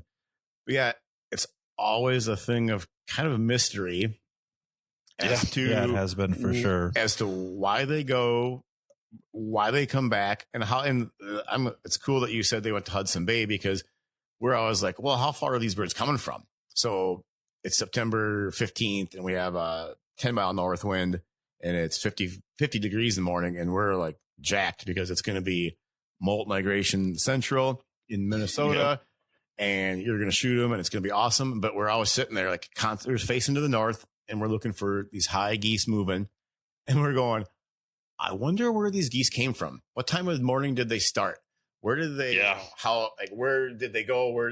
Where was their original? Did they fly at night? Yeah. Do they fly at night? Do they fly in the daytime? Like all these things. And I don't know how much you know offhand, but that whole little thing is kind of this little cool niche waterfowl hunting opportunity that not probably a lot of people have seen. Maybe you don't even know about unless you have some friends that have kind of done it or got you into it or taken you along, or maybe you happen to stumble upon a flock of the geese migrating in mid-September when it was not what you think of as a typical goose migration day. Yeah, right. And that's, well, to answer one of your questions, they will fly at night for sure. And I'm still getting into a lot of that. So we're using GPS transmitters that record a location every hour. So we'll be able to tell that. But it seems like the majority of movements occurred during the day. That sounds about right based on like our limited knowledge of it. I'm assuming in the morning primarily. Typically starting off in the morning, guessing. Yep. Kicking off in the morning. But sometimes it seems like they're going out to feed right around dusk, really loading up on some of those energy reserves and then making the jump.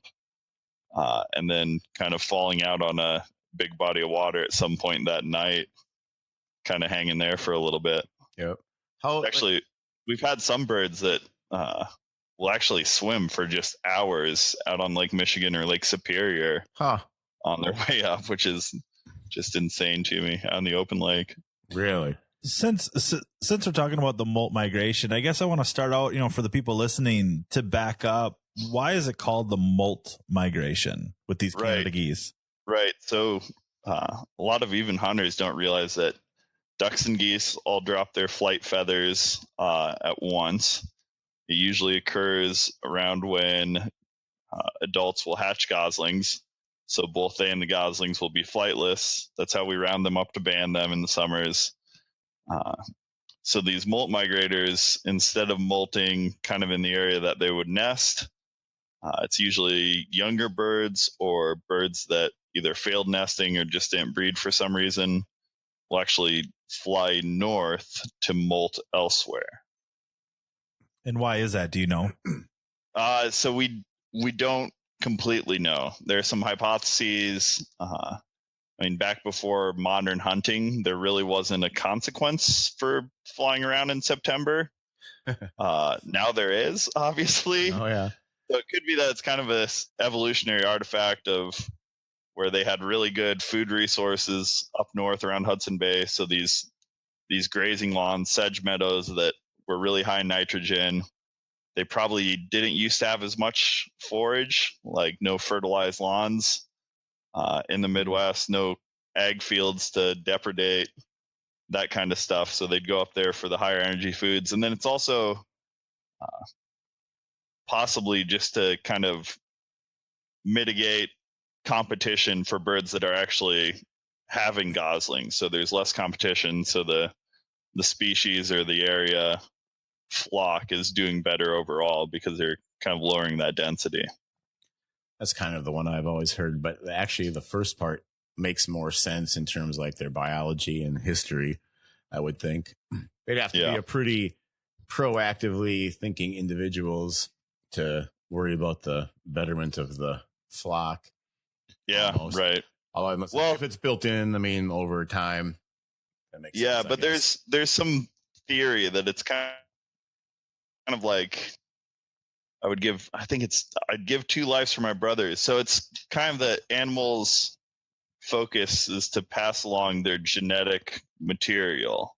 Yeah. And if you're related, then even if you're suffering some consequences, you're maybe helping out relatives that share a lot of that same genetic makeup.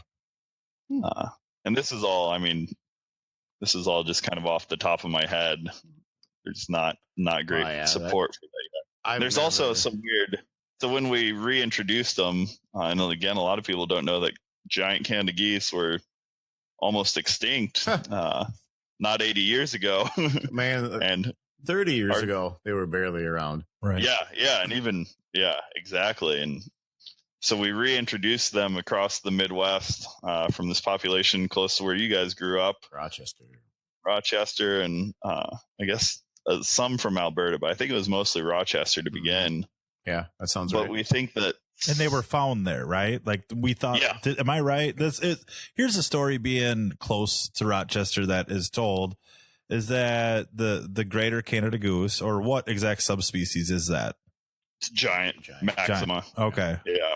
All right. So was thought to be extinct, correct? Yeah. And then was found, am I right? I could be wrong on this, but by a doctor or a biologist in Rochester?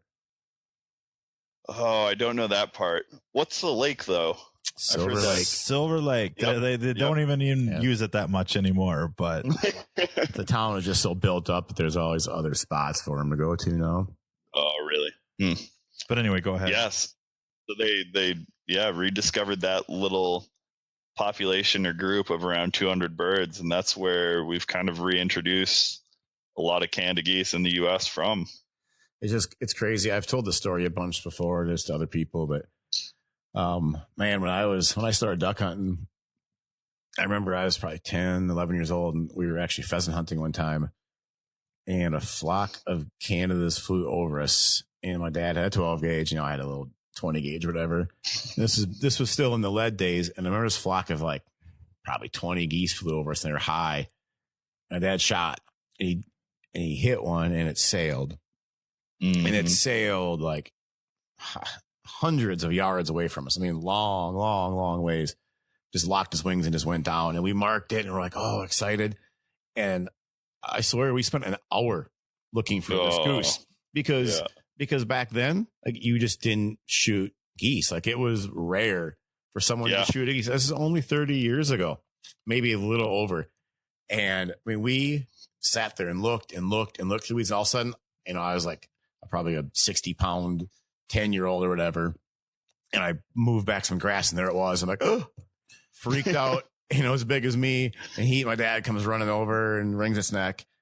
And I remember, like, there was pictures of me in my basement stretching the wings out and holding it up by the neck. Oh, yeah. Just to document that we actually got a Canada goose back then. Yeah, it was a big deal. I know a guy back home. This is when I was, before my time of hunting, but not that much before.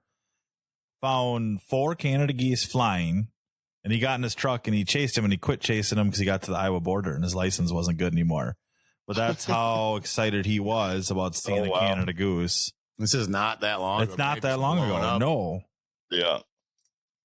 Yeah. It's even hard for me to really fathom because I'm a younger guy and by the time I didn't live during that time. Yeah, I heard a lot of stories. It was like they're like in South Dakota, they're basically a plague or considered a plague. I mean, like smash their nests and do all these other things. A couple years ago, we had a dang season in March or April for them. Oh, really? Yeah. I didn't. Yeah. Yep. You had to like apply and get permits, and you had to stay within like so many feet of these designated spots. But yeah. Okay. Just the change, like the cultural, like, and I guess like ideas around them have just changed so much in such a short time. But yeah. So anyways, we were talking about goose movements. Yeah. Well, and then I want to say, I have a lot of questions, but I want to say this too, is it just like, as far as the molt migration, is it just the greater Canada geese that do that, or does this exist in other subspecies too? No. So yeah, it exists in other subspecies. And I don't know as much about the western geese, but even like brant and white fronts, even nesting up on the tundra will make molt migrations. Oh, really? So in Alaska, Teshekpuk Lake is one of the big kind of molt migration destinations where birds that are non-breeding younger birds or failed will fly to this big lake where there's a bunch of good grazing lawns to just drop all their feathers and make themselves fat for the summer. Are most of these molt birds too, are they younger? Are they, because we have it is kind of a guessing game, and it's not everyone knows a lot about them yet, if I'm right. But are they generally, like, what I've understood is they're 1 and 2 year olds and failed nesters, correct? Right. And that we don't know how many of, like, what proportion of 1 and 2 year olds are doing this, and we don't know what proportion because not all make molt migrations, at least not in Illinois, and not all failed nesters make molt migrations. So there seems to be a lot of variability in that. But yeah, it's generally younger birds, and younger birds are less likely to have a successful nest as well. So even the ones that are breeding the 3 and up are probably younger birds as well. Is that when they begin nesting? Is that 3? Yep. And then they have a greater chance of failing because of inexperience. Yep. Inexperience, maybe didn't have the energy reserves. I don't know why all, but yeah, definitely lower nest success in younger birds.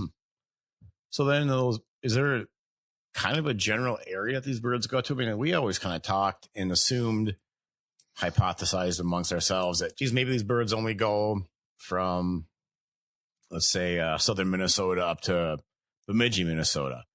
Is that not correct that they tend to, like, are they going up to Hudson Bay? Are they going that long distance, do you think, in general? Or I can only talk about the birds I'm familiar with. So these Mississippi flyway, kind of Illinois, Wisconsin birds. But it's, from what I've seen, and they're all long distance molt migrations. Like we haven't confirmed any shorter distance, like staying within the United States or just going up to southern Ontario. Okay. They've all been up to kind of northern coastal grazing meadows.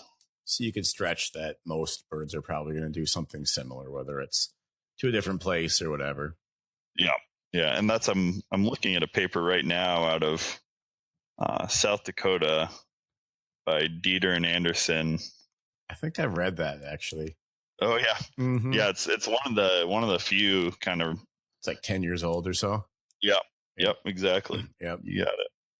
Is this molt migration, would you consider it a new pattern, or is this something that has always existed in a lot of different migratory birds?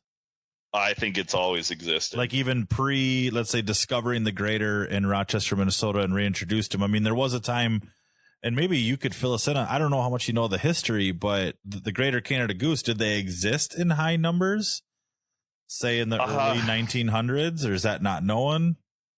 Not in the early 1900s. And we have some historical records. I'm even thinking pre-settlement, but we have some records from like bone piles from Native Americans.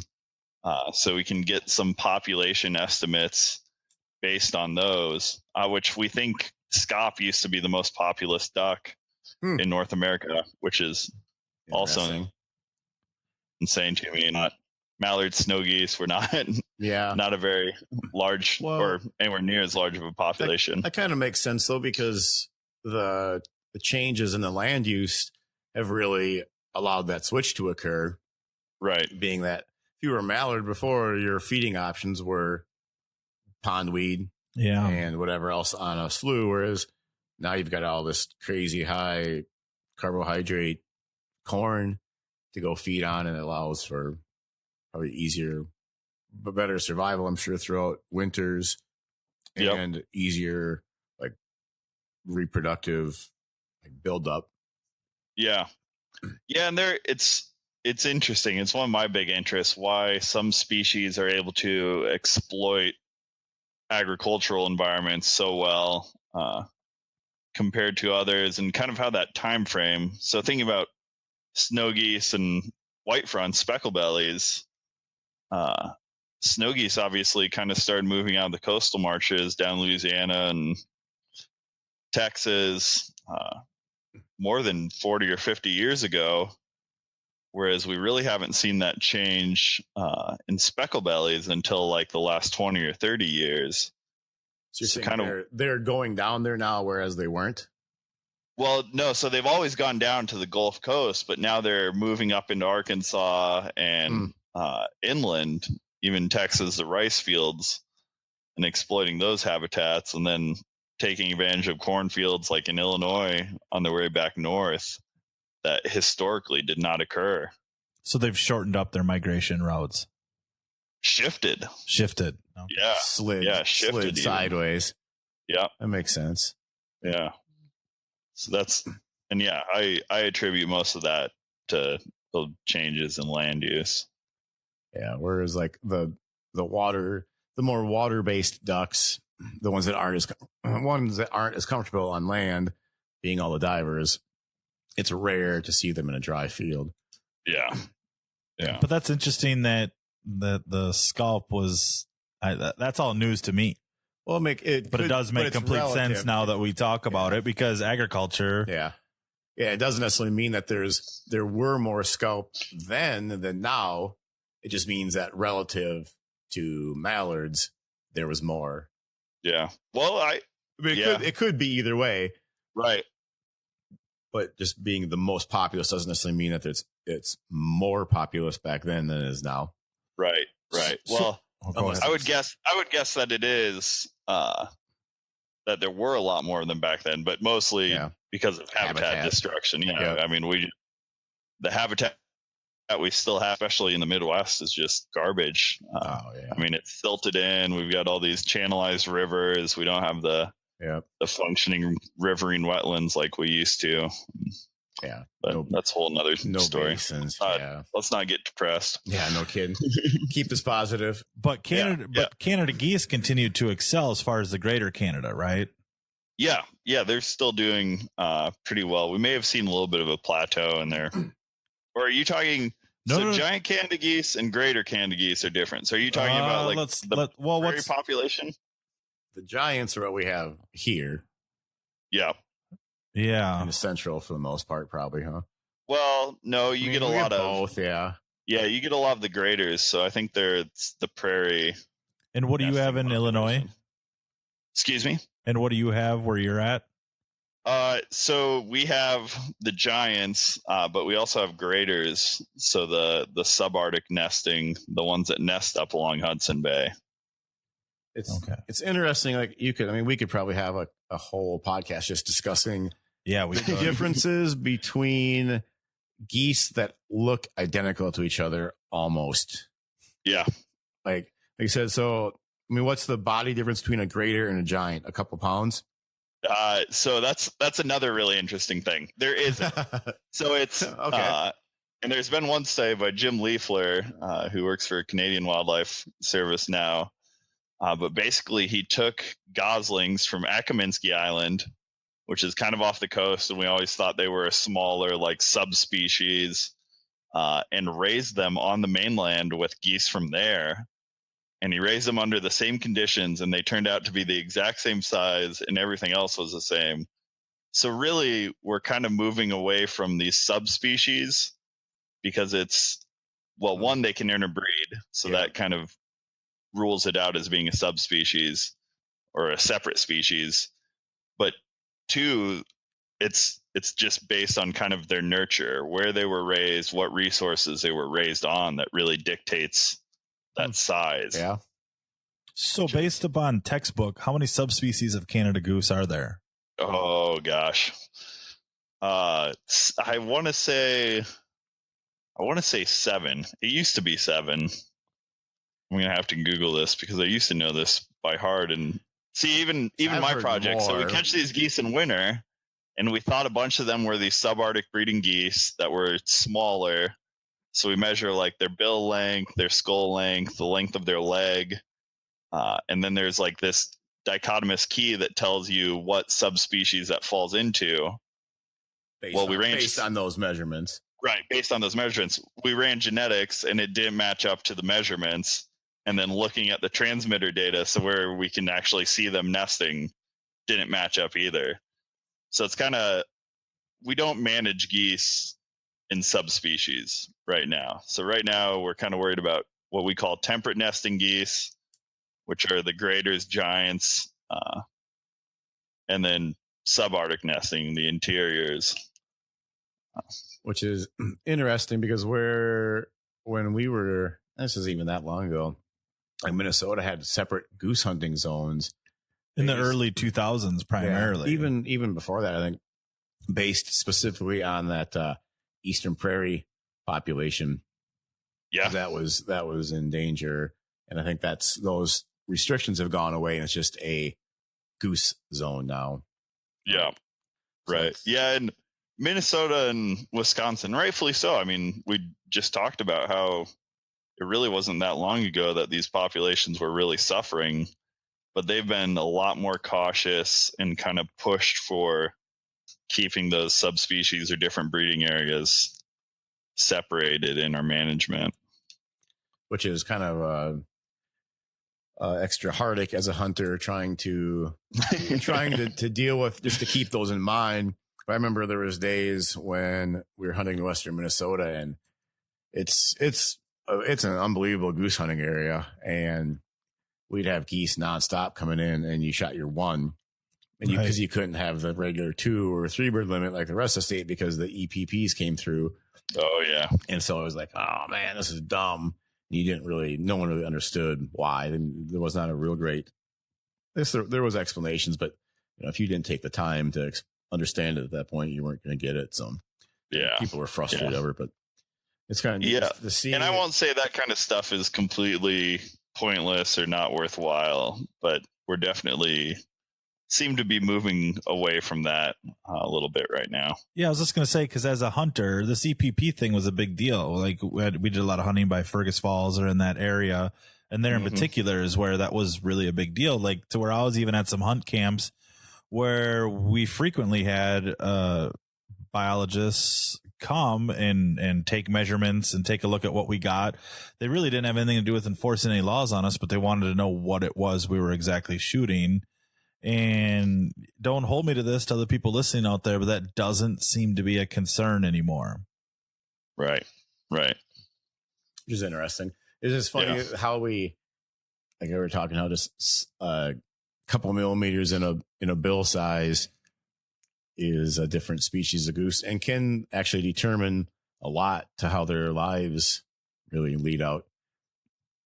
I mean, that's not the determining factor, but that's based on that. There are different species, and from there they do a lot of different things than one with 3-inch longer or 3 millimeter longer bill or however that works. So it's kind of neat to see that.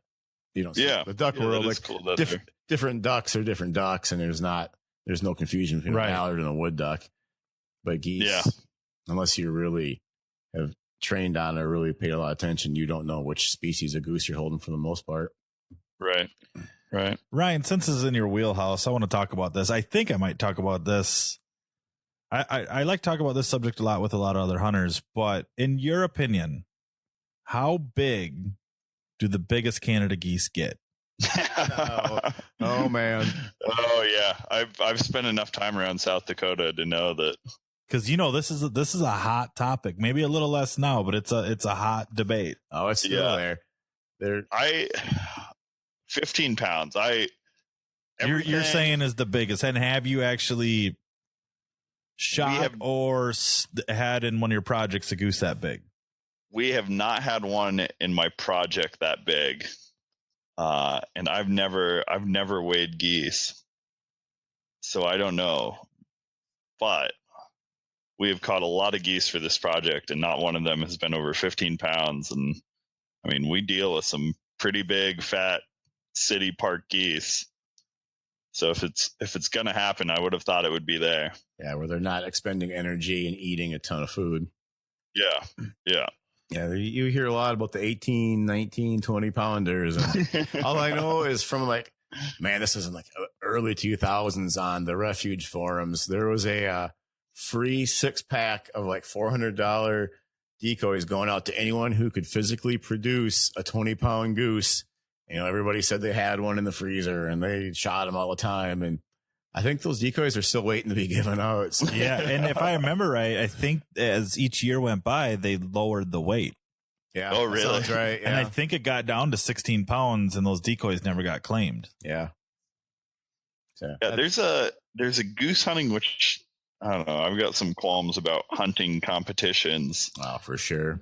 But I want to say there's a goose hunting competition around Winnipeg that some of my buddies took part in to see who could kill the heaviest limit of Canada geese. I'd be interested to see what the max was. What a weight was, like a fishing limit. Yeah. Tournament limit on geese.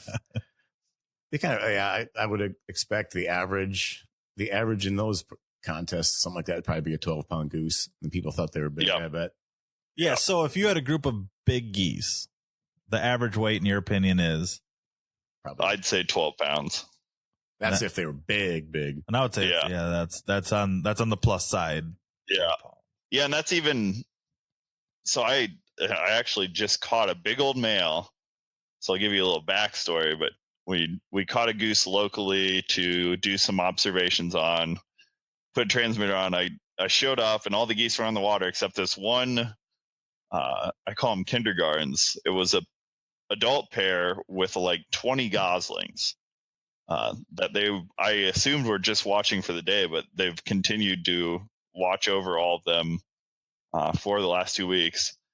Everybody tried to run. He kind of turned on me, got aggressive. I shot a net over him, grabbed him. He put up a pretty good fight, beat the snot out of me for a little bit. I weighed him in kilograms, and my conversion's not great. I'm thinking, man, this bird has to be 15 pounds. Got back and converted, and it was like 13.3 pounds. And that was huge. Yeah, and that was a big one. I thought that was the biggest goose I'd ever seen at that point. Yeah. Sounds about right. Yeah, in my opinion, there's your answer. If it's 13, it's a monster. Yeah. It's a respectable bird for sure. Did you say this pair had 20 goslings? Yeah. So, and I need to read up on my literature on this. They were not all their goslings. Oh, really? But yeah, so there are creches, which is when kind of one pair of ducks or a couple pairs of ducks will get together and just kind of amalgamate broods, join them all together.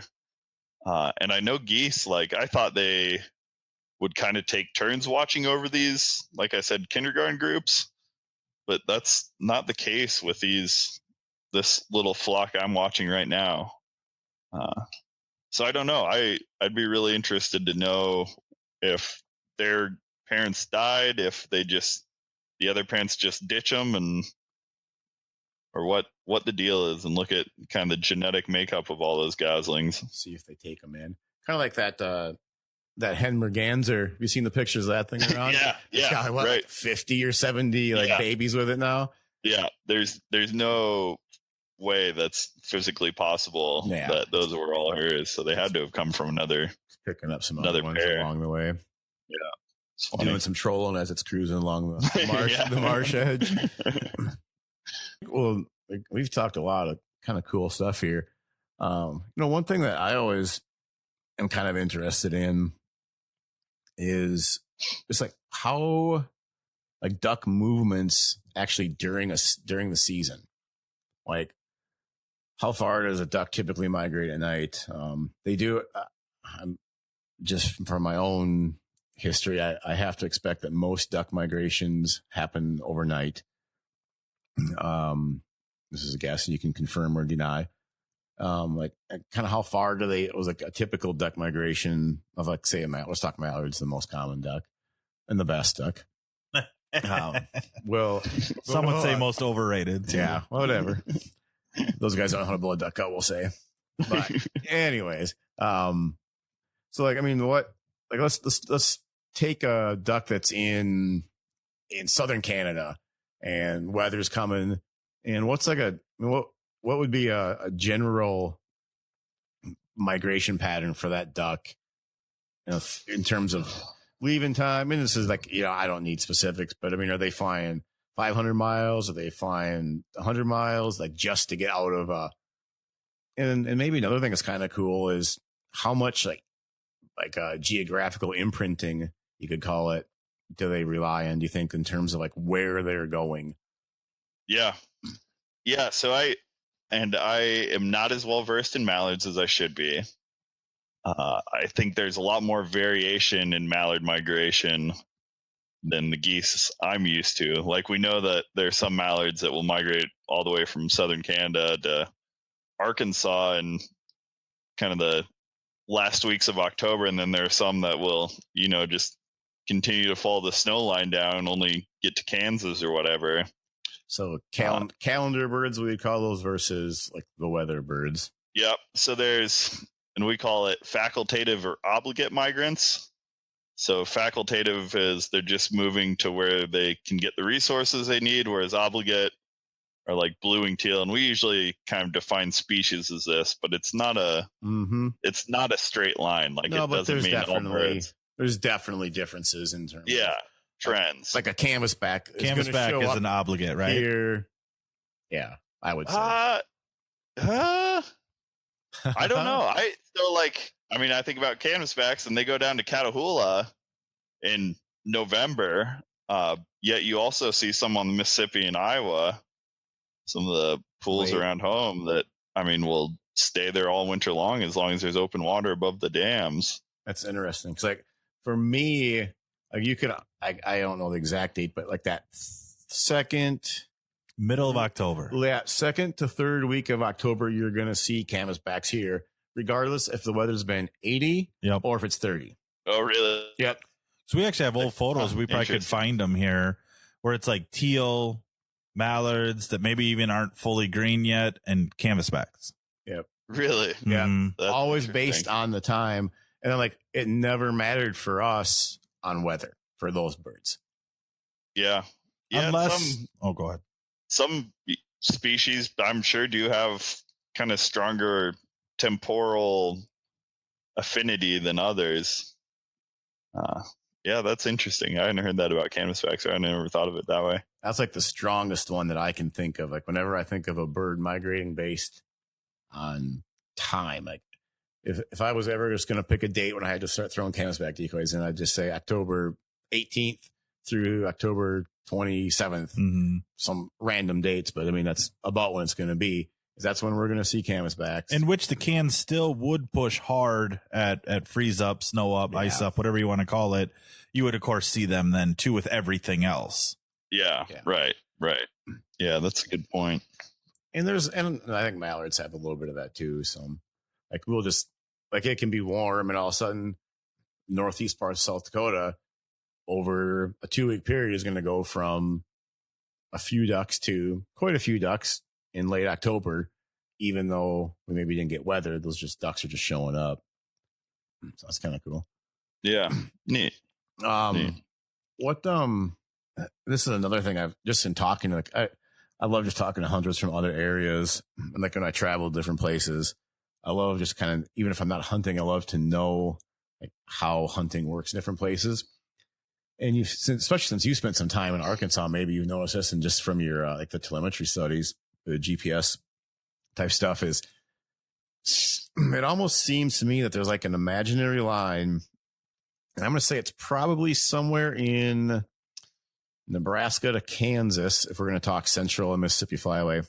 Yeah. Kansas and Nebraska, and then east, wherever that ends up to, like probably Illinois, like northern Illinois.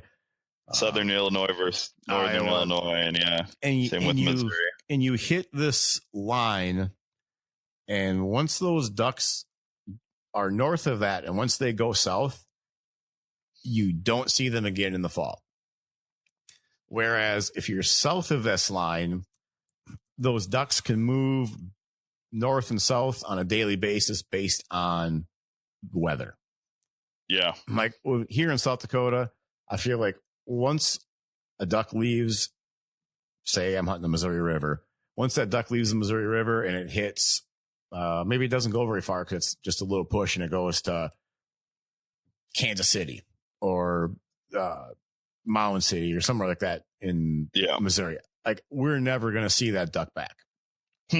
But it seems no matter what the weather does. Yeah, no matter what the weather does. Really? But it seems like a lot of people who hunt in Arkansas, Louisiana, northern Missouri, that area, Oklahoma, Texas, I hear them talk about weather and rain really affecting how those birds will come back from the south back up north. Yeah. And I don't know if you guys have any like actual studies to show that happens, or just daily like travel patterns to show those birds move like that. And actually I was talking to Drew Palmer, who hunts in southern Kansas. Oh yeah. And he talked about how they see those birds migrate huge distances, and maybe that's part of it, from Oklahoma back way up into Kansas. But it just seems like, especially like the hunting I've done in Arkansas and talking to people, that those guys talk about seeing ducks bail out of Louisiana back up into southern and central Arkansas on a whim almost, just because it got warm real quick. Right. And so these are my thoughts. And I don't have much support. But I mean, every decision a duck makes is kind of balancing reward to risk. So my thought is kind of, and I mean, these ducks, or at least these species, have been migrating down these same flyways forever. So a lot of this is kind of genetic, hardwired stuff where they just have this knowledge. But I think there must be some threshold where it's too dangerous to stay that far north of like where they know there's safe habitat. So where they know it's not going to be frozen. And I don't know what that kind of energetic limitation is. But it seems to me like say Kansas, they know they're eventually going to be able to fly to Texas in a few hours and have some open water somewhere down there. Whereas like South Dakota, Nebraska, a lot of these species just know that if it gets cold, they aren't going to have the energy, or at least they're going to kind of be on a pretty thin line if they do make it down far enough south to get to some that would make sense. Good resources. Yeah, and that's my best thought. I totally agree. And again, that's not absolute. There are, of course, mallards that stick around in Minnesota all winter long, but for the most part, I would agree with that. Even if we do get a warm up, even where I hunt in Illinois, it doesn't seem like we got any mallards back last season until later in February and March. Yeah, once they're gone, we're duckless. Well, yeah, once they bail, we just don't see them, unfortunately. So it'd be cool because like this past actually season was a really good example that we had a huge freeze up in really, really early November. It got super cold. And we had a huge push of ducks come through. And then all of a sudden it was warm for a while after that, for like 10 days. And we had all the stuff that froze open back up. And we were sitting kind of in like this no man's land of ducks where the ones that held tight were up north of us yet. And their stuff had opened up. And the ones that had pushed south, well, they didn't come back. So we kind of sat here with, thinking it should be awesome, and it was right at prime time, and we're like, oh, this is interesting. We don't have much for ducks around. You kind of never got your season back, did you? Not really. Yeah. We had a couple of 1 and 2 day bursts, and that was about it. Mm-hmm. So yeah, it was just a really strange kind of season. That was a hard push. I was out here for that push. I don't remember exactly when it was. It was like the 3rd or 4th or something like that. Yeah, it was a hard push. It was one of the bigger migrations I've possibly ever seen, or right up there. Cool. Yeah, and I just gotta throw this in as a side note. It goes to show as a hunter what these birds can do to you. I thought that was gonna be one of the most phenomenal mornings I've ever had, and we shot 2 ducks, maybe. One of the more disappointing hunts I've ever been on.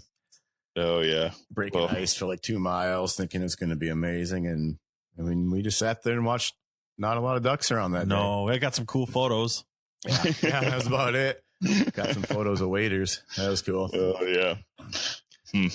Oh, cool, man. So to go back to the molt thing real quick, too, is there a duck molt migration? Like the early? Ooh. That I'm not sure about. If there is, it's not as long distance as geese. Like they'll definitely go to bigger lakes or like big cattail marshes and molt together, but I don't think they're making long distance migrations to do that. I have noticed at times, like I noticed in the spring, like South Dakota, we raise a fair amount of ducks. I noticed that you don't see them on the small ponds anymore. Come mid-June, late June, they're all gone. And so they are presumably on that bigger stuff where they sit out their flightless periods. Yeah. I assume due to just ability to hide better than on a 20 by 20 stock dam or something like that they were using before. Yeah. Yeah. It's all about avoiding that point. Yeah. Makes sense. Yeah. Man, do you have anything else that you think is cool that people would be interested in? And I was chatting with one of my good buddies, Joe Lancaster, who did his dissertation down in the Mississippi Alluvial Valley, Mississippi State. Just mallards' nocturnal use. So a lot of people think that mallards stay on refuges all day long, and that might be the case, but they're so heavily influenced by hunting that a lot of times they'll leave those refuges at night and go kind of take advantage of food resources on private land or public hunting areas at nighttime just because there's so much pressure during the day. We even think that hunting probably influences distribution. I mean, large scale across the landscape to some extent. I would absolutely agree with that, especially if you want to talk about urban geese, and because you're hunting geese that are being hunted and hunted and hunted by people almost every day, you can actually watch the times they leave their roost to go out to feed as the season moves later and later and later. And eventually it reaches the point where at some point they're leaving after shooting time. That's just on a small scale, but you can see that happen. I mean, in any small town that holds a few hundred geese where people hunt them regularly, you'll see that. Yeah, definitely. What are kind of your thoughts on Rochester and trends in goose abundances there? Man, I haven't been there for a while. Yeah. I don't think I've hunted there for 10 years. I mean, Bill has. Mm-hmm. But it seems like, from what I've gathered, places like that tend to get, I think, enough migration through that migration into it, that you still have goose numbers coming out on a daily basis, especially based on weather too. Yeah. The migration patterns have changed there, and some of the people argue that with me a little bit, but they've changed. You kind of asked about numbers, correct, Ryan? Yep. It's down. Like, there's no doubt it's down from when it used to be, because I started hunting there a lot when I was 19, and that was the back end of its huge numbers it used to get. Oh, okay. And it seemed to started changing then, and there's still a lot of geese that filter through there, but it seems they seem to get their pushes more when they have to, like when the weather tells them that they have to be moving south, which is kind of obvious, but the numbers are not the same. And I have a few theories on that. I just think they're learning how to spread out, right, more than anything. Yeah. And that's kind of what I was getting at, is how just that hunting pressure is maybe. That's one example I've thought about. Same with some of the historic goose hunting areas in Missouri and southern Illinois. Mm-hmm. And it's really hard to kind of tease apart the influence of hunting versus changes in land use and all these other factors. But yeah, I'm kind of leaning towards that hunting's maybe influencing these distributions a lot more than we realize. I think on actually two ends it happens. I think there's a trend that has happened here in the past that's probably really become big in the last 10 years, 20 years, that wasn't really a thing before, is people farming for ducks. You look at like the Habitat Flats of the world. I mean, that's a duck destination now. It's right. I mean, it was a thing that did not exist. I mean, them ducks went to the area because there's a couple of refuges there, but they were not going to Tony's cornfield 20 years ago. Whereas now, I mean, how many birds does he hold and holds for a long time that were probably going south from there, and now they're staying. And I don't know. I've got some qualms about that, because I've worked for Mizzou and been around a lot of those refuges, and Tony obviously does an incredible job, but you have to give a lot of that credit to Missouri Department of Conservation. They've just done an incredible job. Especially, the other thing I want to talk about is corn is really good for hunting. It's not as good for ducks as you would think. I've heard that, actually. You mean the diet aspect of it? Yeah, right. So they need a lot of these kind of minerals, essential amino acids, that kind of stuff that corn just doesn't have. I mean, it's a really good source of carbohydrates, but that's it. So a lot of our habitat studies, you actually see these ducks going to these moist soil areas, especially at night, because they get shot in them during the day. But yeah, corn's great, and I mean, Tony definitely does an incredible job, and I don't mean to diminish that at all, but I also think he's set up to kill ducks. I mean, a byproduct is that they're eating his corn, but you know, his main goal and he's not the only one. And I think in that area, it doesn't happen up here really at all. The laws are just a little bit different and the terrain is different. But I think, again, you get south of that kind of imaginary line down there into Missouri, and all of a sudden and Kansas probably has it. A lot of people are farming for ducks for it. And I know it happens a lot in like that Tennessee, Kentucky, more so the Mississippi flyway than the central. Yeah. We tend to just have enough ducks and fewer hunters that we don't need to like concentrate them so much. And it's not as commercial either here. So that's definitely lucky in that regard. So I think you see that happen in, you know, a couple of ducks moving based on just land changes on both sides, really. So yeah. Well, that's cool. Interesting to look at, and just all that kind of little things that happen to a duck or what a duck does or decides to do, and how our lives and our choices as people can affect what happens even in a short time period for a duck migration, a duck population. It's interesting to look at. If a person really pays attention, you can see a lot of that happening just within our lifetimes. And that kind of stuff isn't always natural. Sometimes it's better for the animals, sometimes it's not. So I think we're over 2 hours here. It goes quick is the cool thing. Yeah, no, this has been great. We'll have to get you back on here some other time. Do you have anything else you want to bring up at all? One thing we do need to get from you is where people can find you online at. Oof. I don't know if I want to be found. Well, you want to have people find your photos because you do have some for sale, right? Yeah, I do. That's always a plus. Yeah. Like you, I was super creative. Actually, I shouldn't say that. What is your website name, Phil? philconky.com. Okay. Yeah. So I was just as original, and mine is ryanAskren.com. So that's how you can find my website. You can look me up on Instagram at Ryan Askren. Right. I'm really not a great photographer. I just am obsessive enough that I like ducks enough that I stumble across some decent shots. You know, you're probably in the same boat I was in. Oh man, not that long ago, like 5 years ago. Like I didn't touch my camera other than when I was taking photos of ducks.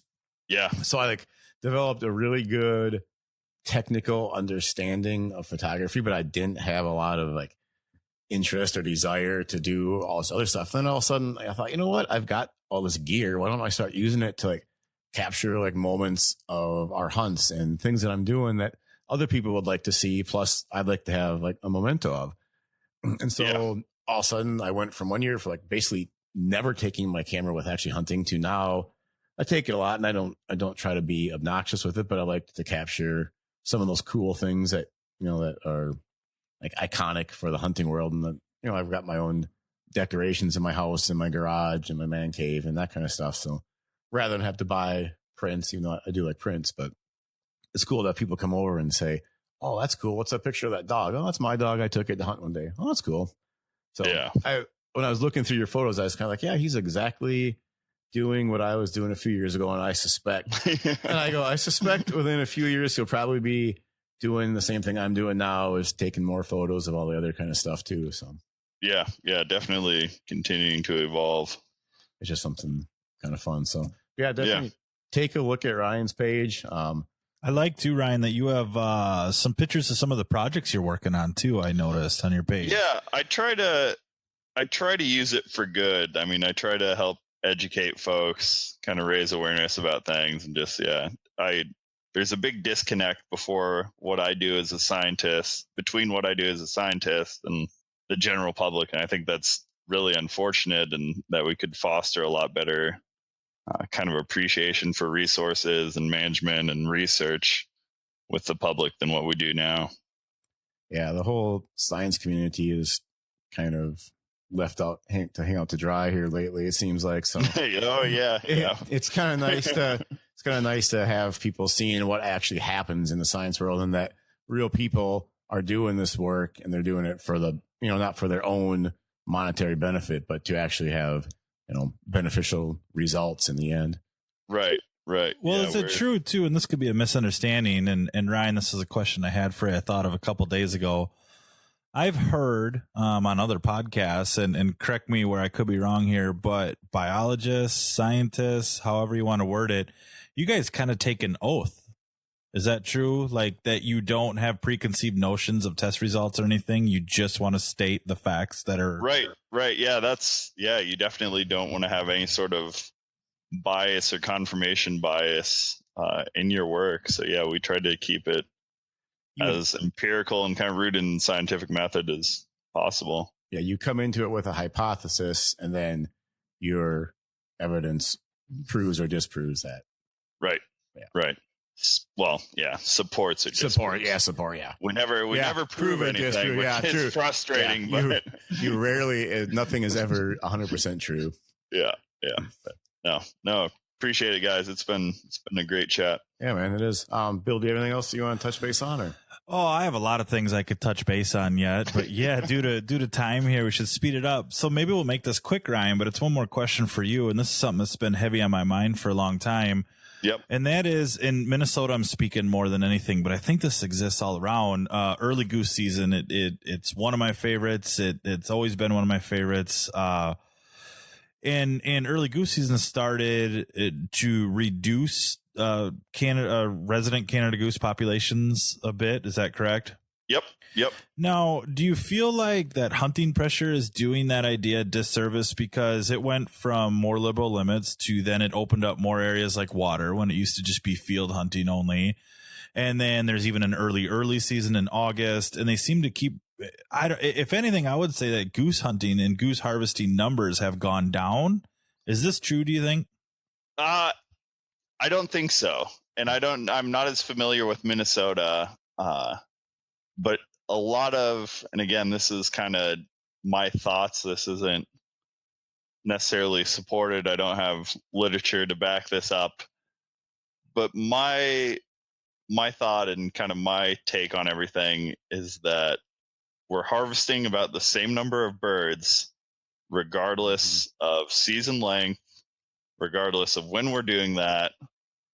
So it's kind of this idea that there's a X proportion of the population that was just meant to die, that by killing, we aren't going to decrease the population at all. I mean, they just weren't fit individuals. And yeah, that even with these added seasons, we're still killing about that same proportion. It's not really additive mortality. Right, exactly. Yeah. It's just the number. Compensatory. Yeah, the number is going to die, whether it happens in August, September, October, November, or September, October, November. Yeah. And I think a lot of that is influenced by their adaptability to hunting pressure. So it might seem like they're less being killed, but is it because they're less being killed per hunter day, or is it because there's actually less killed over the entire season? Yeah, I would agree with that. We've seen that, I think, here a little bit, that your first week is always the first week and it's awesome. And then after that, it kills out. But just the fact that it's a longer season, you're going to have some more taken that way regardless. Yep. Yeah, that makes sense. Cool, man. Yeah, well, no, that's good. We'll wrap this up, let you get rolling here. And we appreciate you hanging in here for a couple hours. So yeah, hey, look forward to hearing more from you all. Yeah, no kidding. We'll have you on again for sure. It was awesome. Cool. Thanks, Ryan. Yep. Catch you later, Ryan. Gentlemen. Have a good night. Yep. Bye.